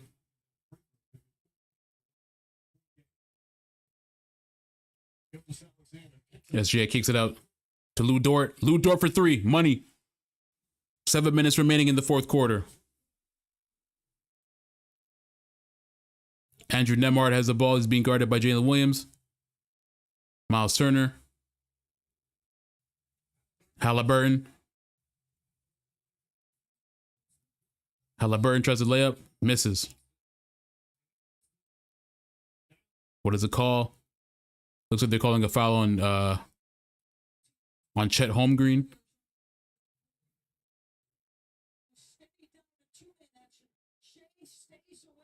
That's a nice wide open three by Lou Dort.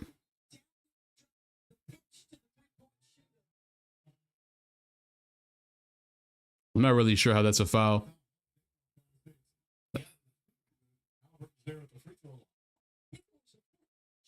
I don't know how that's a foul. I guess, well, Indiana got some free throws, man.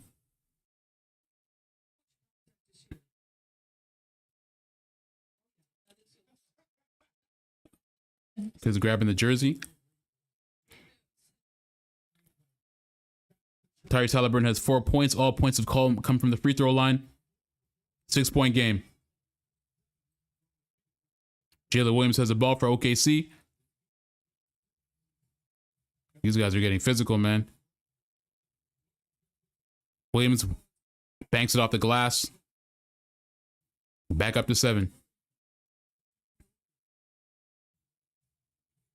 Tyrese Halliburton has the ball. Looking to get a little bit more aggressive. Nemhard being guarded by Lou Dort. Kicks it out. Steal by SGA. SGA. And 1.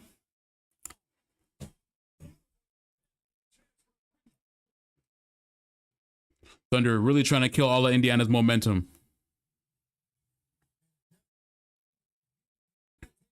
Andrew Nemhard was trying to get that ball to Aaron Nesmith in that corner, but SGA picked that up and got that steal. And 1. But Jalen Williams, man, oh my days. Jalen Williams has 35 points. SGA has 27. So again, it's that twin-headed monster, man. A double-headed monster with SGA and Jalen Williams is going to seemingly lead OKC to that win. SGA hits the free throw. They're back up by 11.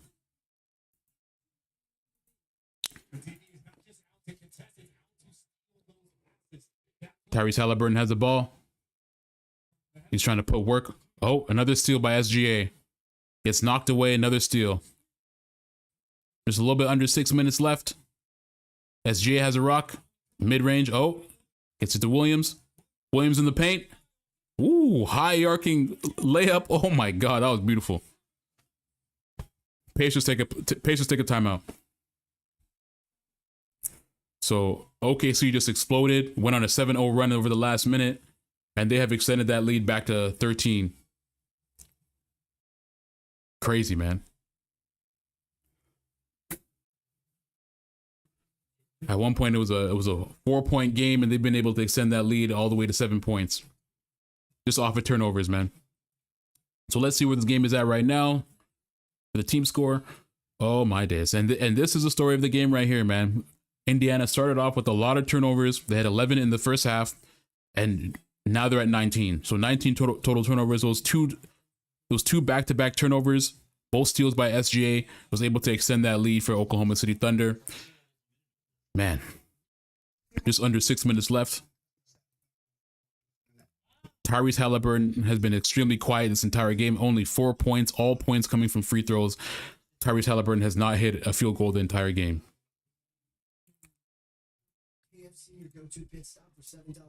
And, Tyrese Halliburton is having a right leg injury, man, but you want to see a little bit more from your star player.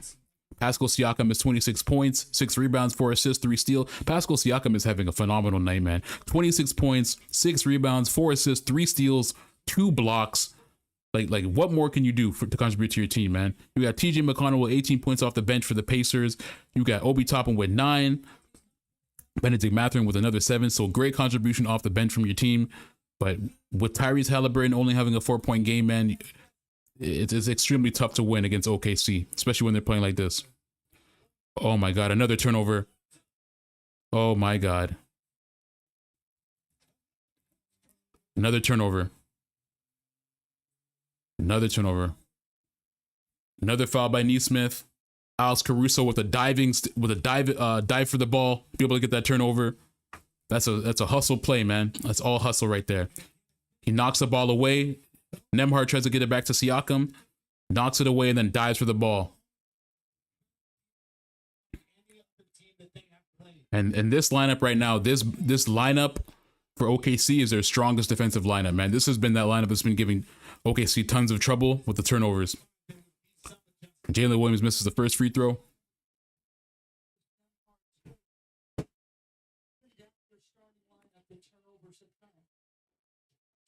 playoff career high for Jalen Williams. Jalen Williams hits the second free throw, misses the first. Jalen Williams has 38 points. 38 points. Game ball goes to Jalen Williams if OKC wins. Right now, OKC has all the momentum. Oh, man, another turnover. Lou Dort presses another turnover. Halliburton gives up the ball. OKC has all momentum right now. Jalen Williams looks like he wants to shoot a three. Gets it back to SGA. SGA drives. Mid-range. Short, but he'll go to the line.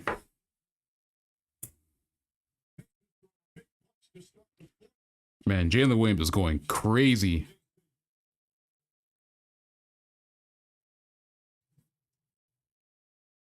Here's the pressure.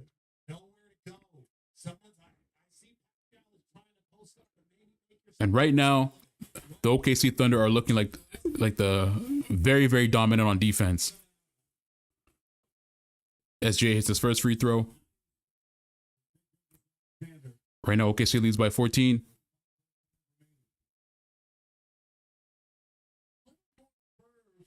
To Tyrese Halliburton here, even with that turnover.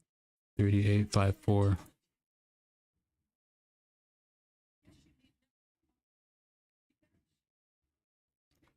SGA has 29. So SGA is about to hit another 30-point game. Pascal Siakam drives, left-handed layup.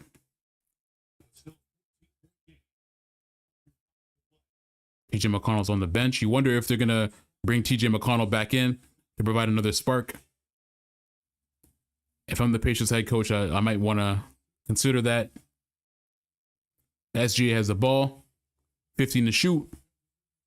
SGA looks like he wants to take that mid-range. Gets a shot up and misses. Chet Holmgren fell to the ground. I don't know how that happened. Halliburton, Obi Toppin, alley-oop. Now, this is where you want to slow it down if you're OKC, man. You do not want the Pacers to be able to come back. OKC leads by 12.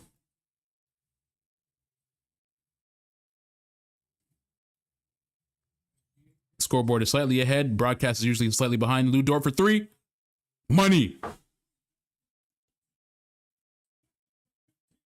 OKC's leading by 15 again.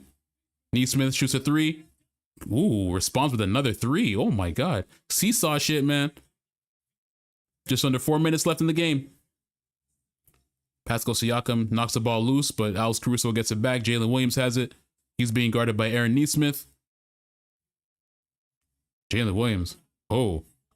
Falling away, fade. Oh my. Falling away, fade away. Jalen Williams, 40. Nembhard got blocked by SGA. Turnover. Obi Toppin gets the rebound. Blocked by Chet Holmgren. He will go to the line. Oh my God. Jalen Williams has 40. Jalen Williams has absolutely exploded on the night. Look at that move on Aaron Neesmith. Oh my God. Beautiful fadeaway. Jalen Williams is cooking right now, boy. Oh my God. That boy is a problem right now. That boy is a goddamn problem. OKC leading by 14 again.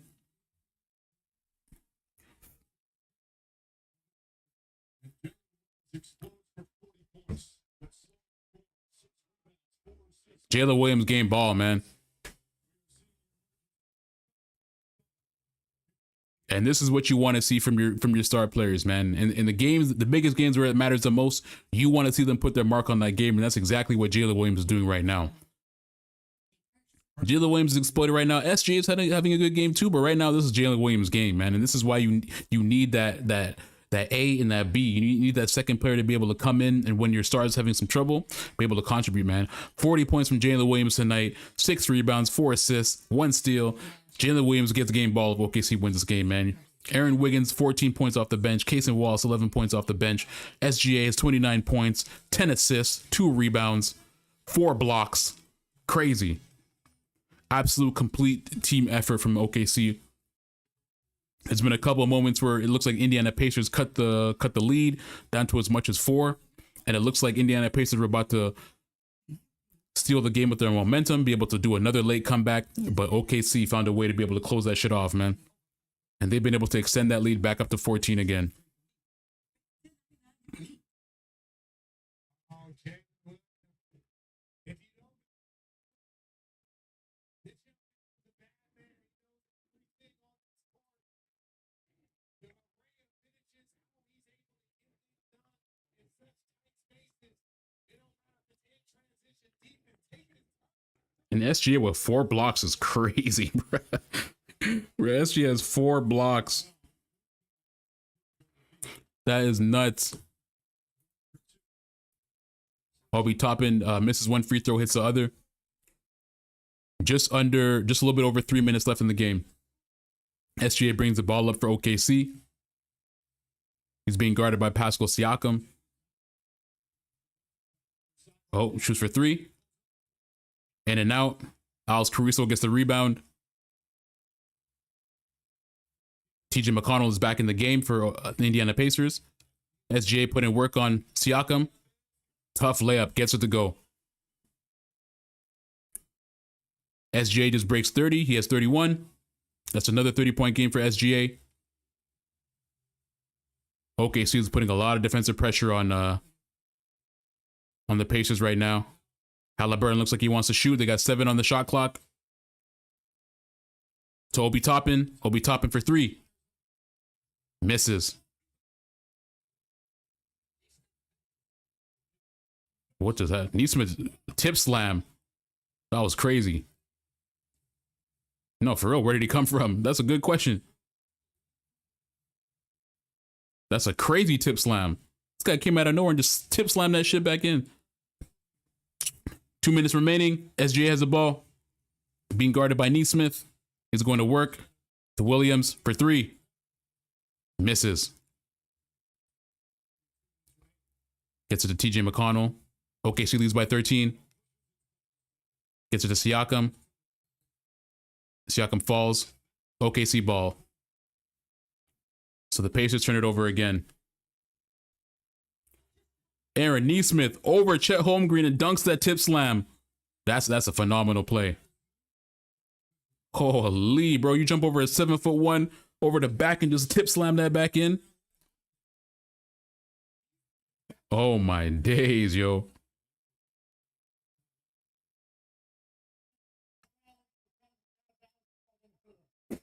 That's crazy. Absolutely crazy. This game has been absolutely wild, man. This has been a seesaw. Shout out to anybody who's watching on whatever platform you're on, man. Appreciate it. Give your boy a like, subscribe, follow. We're on the road to 500 subs. I really appreciate everybody who's been watching, man. Game 6, we're going to be streaming on Thursday. Game 6, we'll go back to Indiana. We'll start the live stream at 8 o'clock. And then we'll do a Game 7, if necessary, on Sunday at 8 o'clock as well, too. That tip slam by Aaron Neesmith was crazy. Looks like Pascal Siakam did fall out of bounds, so it looks like OKC will get that ball back. Jalen Williams erupted this game. 40 points, 6 rebounds, 4 assists, 1 steal. SGA, another 31 points, 2 rebounds, 10 assists, 4 blocks. 4 blocks from SGA, man. Lou Dort started raining threes late. A lot of contribution off the bench as well, too. Alex Caruso, only 2 points off the bench. But he's been playing great defensively. A lot of turnovers. A lot of turnovers by Alex Caruso. Alex Caruso is forced. He says 3 steals. No block. Yeah, 1 block, 3 steals. So Alex Caruso off the bench, even though he only scored 2 points. Extremely productive defensively off the bench. You know, he was leaning over trying to get the ball back. A lot of hustle plays from Alex Caruso. I mean, does he make contact with his arms at all to reach Shea? We're reaching more than they are right now. We're trying to figure it out. Just under 2 minutes left in the game. OKC leads by 13. If things continue the way they are looking right now, it looks like OKC will take a 3-2 lead in the NBA Finals. Game 6 will go back to Indiana. And Indiana will have a chance to be able to tie the series 3-3. Tyrese Halliburton has not hit at a field goal the entire game. All his points are from free throws. He has 4 points. Oklahoma City gets the ball. Challenge is unsuccessful. So Indiana Pacers lose a timeout.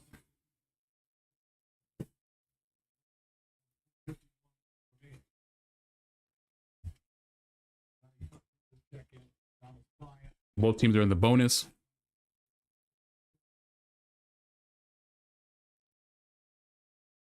The scoreboard not working for some reason. I don't know what the hell going on, man.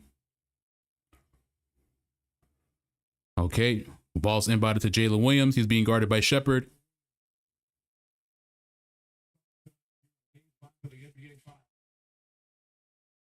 He gets the screen by SGA. SGA now being guarded by Shepard. SGA looks like he wants to cook. Mid-range. Misses. Pacers with the rebound. TJ McConnell has the ball. TJ McConnell's looking to go to that mid-range. McConnell misses a shot. Just over a minute left, man.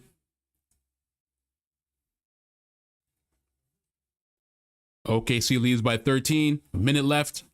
Jalen Williams has the ball.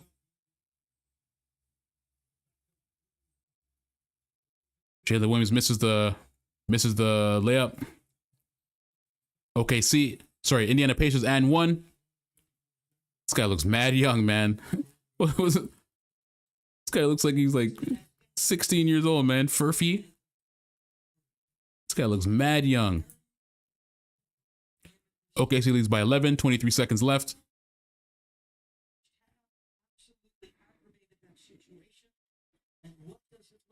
Misses the free throw. Chet Holmgren with the rebound.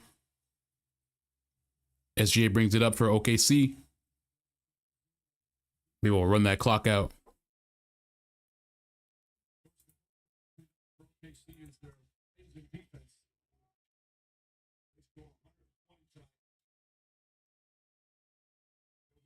SGA mid-range misses.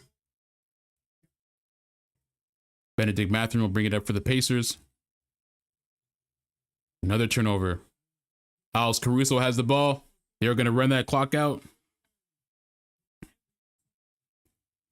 And the Oklahoma City Thunder are 1 win away from becoming NBA champions. They will take a series lead 3-2. Tyrese Halliburton is on the bench looking super sad. His right leg injury did not help the Pacers and really nagged him the entire night. OKC will look to close out in Game 6 in Indiana. Oklahoma City Thunder are 1 game away from the NBA Finals. 1 game away from becoming NBA Finals champions.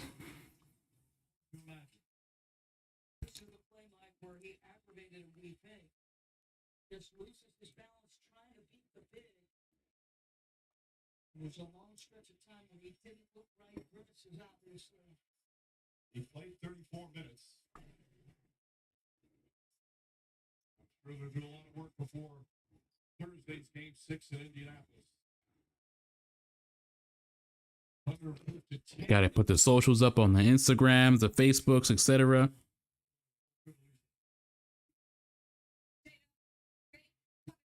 Game ball goes to Jalen Williams, man.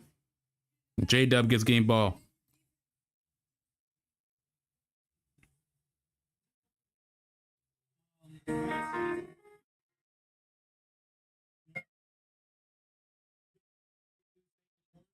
We have to stay the first one.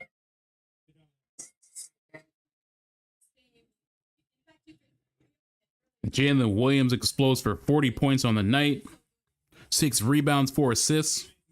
Confidence me and go out and be me. Mark's done a good job of telling me just be myself. I don't got to be anything more, and that's giving me a lot of confidence. He told me at the end of the third quarter, when they were coming into the league, we can't panic. Given what we've seen from the Pacers throughout these playoffs, how are you guys able to keep it together, to right the ship, and to not panic? We're getting opportunities to repeat and grow through our experience. That was honestly the same exact game as game one, to be totally honest. So, learning through these finals, that's what makes the team good. And I thought we were able to do They did not make the same mistake that they made in game one, where they got nervous, allowed the Pacers to come back to be able to win the game late, to be able to cut it down to one possession game.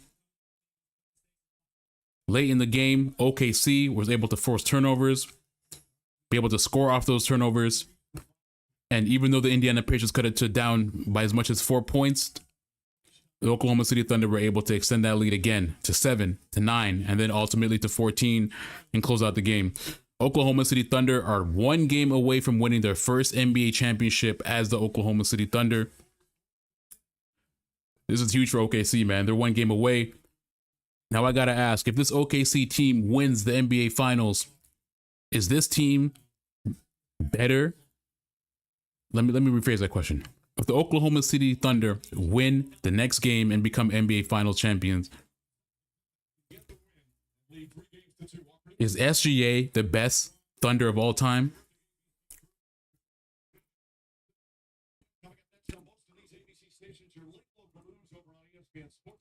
Again, Oklahoma City Thunder 120, the Pacers 109. Absolutely phenomenal game. This game was also a seesaw, just like every single other game. Shout out to Miguel Moya 218.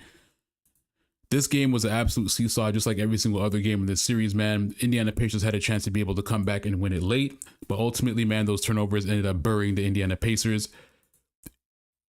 One thing you got to give credit to the Oklahoma City Thunder for, man, they learned their lesson. They saw this exact same movie in game one, and to be quite honest, man, if you're looking at game one, outside of that mistake that the Oklahoma City Thunder have made in game one, man, if they would have taken that game one, this series would be over right now, today. This would have been the 4th win that they needed. So it looks like Oklahoma City Thunder, they had that bad game in game two, but they've been able to turn everything around, man. Like Oklahoma City Thunder, you got to commend them for what they've been able to do. Series is tied 3-2. Game 6 will go back to Indiana. We'll see what happens, man. I personally think that the Oklahoma City Thunder will win in 7.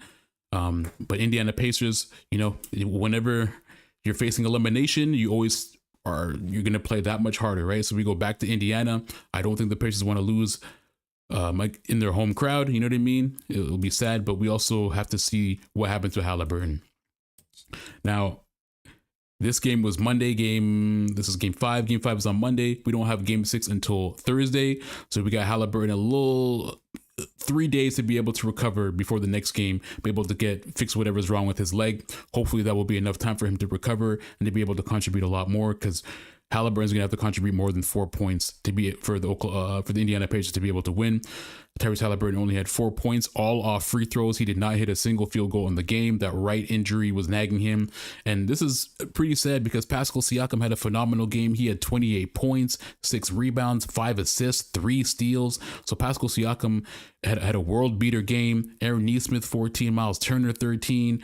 You had TJ McConnell with an absolute spark off the bench with 18, and Obi Toppin with 12 points off the bench. So you had a lot of contribution off the bench from the Indiana Pacers, but none of it mattered because your main guy, Tyrese Halliburton, only scored 4 points and didn't hit a single field goal throughout the entire game. And we're going to have to start talking about Tyrese Halliburton, man, because Tyrese Halliburton, even though he's that late game comeback king, man, he's been extremely inconsistent in certain games. There's certain games where he just absolutely balls out, and there's some games where he's absolutely disappears. There's been a couple games throughout the playoffs where he's just absolutely disappeared entirely. We got 40 point on the Oklahoma City Thunder side, man. You got pretty much a complete game from your entire team. Bench contributed a lot, and Aaron Wiggins, 14 points off the bench. Casey Walls, 11 points off the bench. Alex Caruso only had 2 points, but a +8, plus minus. He was extremely good defensively, had 4 steals. And you had SGA with another 30-point game, 31 points, 2 rebounds, 10 assists, 2 steals, 4 blocks. That's an all-around defensive game from him. But game ball goes to Jalen Williams. He had 40 off the bench. 40 points. This game, he absolutely erupted in the third and the fourth quarter. 40 points, 6 rebounds, 4 assists, 1 steal. So you got 71 points from your 2 best players. In most cases, that's all you need to be able to win that game. So we're going to see what happens in the next game. I expect the Indiana Pacers to be able to come back with a little bit more energy, with Tyrese Halliburton feeling a little bit better, having a couple days to rest and nurse that right leg injury. But I do think Indiana Pacers might be able to take next game. We'll go back to OKC, and OKC will close it out in 7. But I want to know what y'all think. Anyways, we'll be streaming the next game of the NBA Finals. Game 6 will be on Thursday. We'll be starting the stream at 8 o'clock, so be sure to tune in for then. And then we'll do Game 7 if necessary as well, too. That will be on Sunday. This is Keep It Basketball, man. I really appreciate everybody who watched, man. Give your boy a like, subscribe, follow for the algorithm. And I'll see y'all soon, man. Peace out.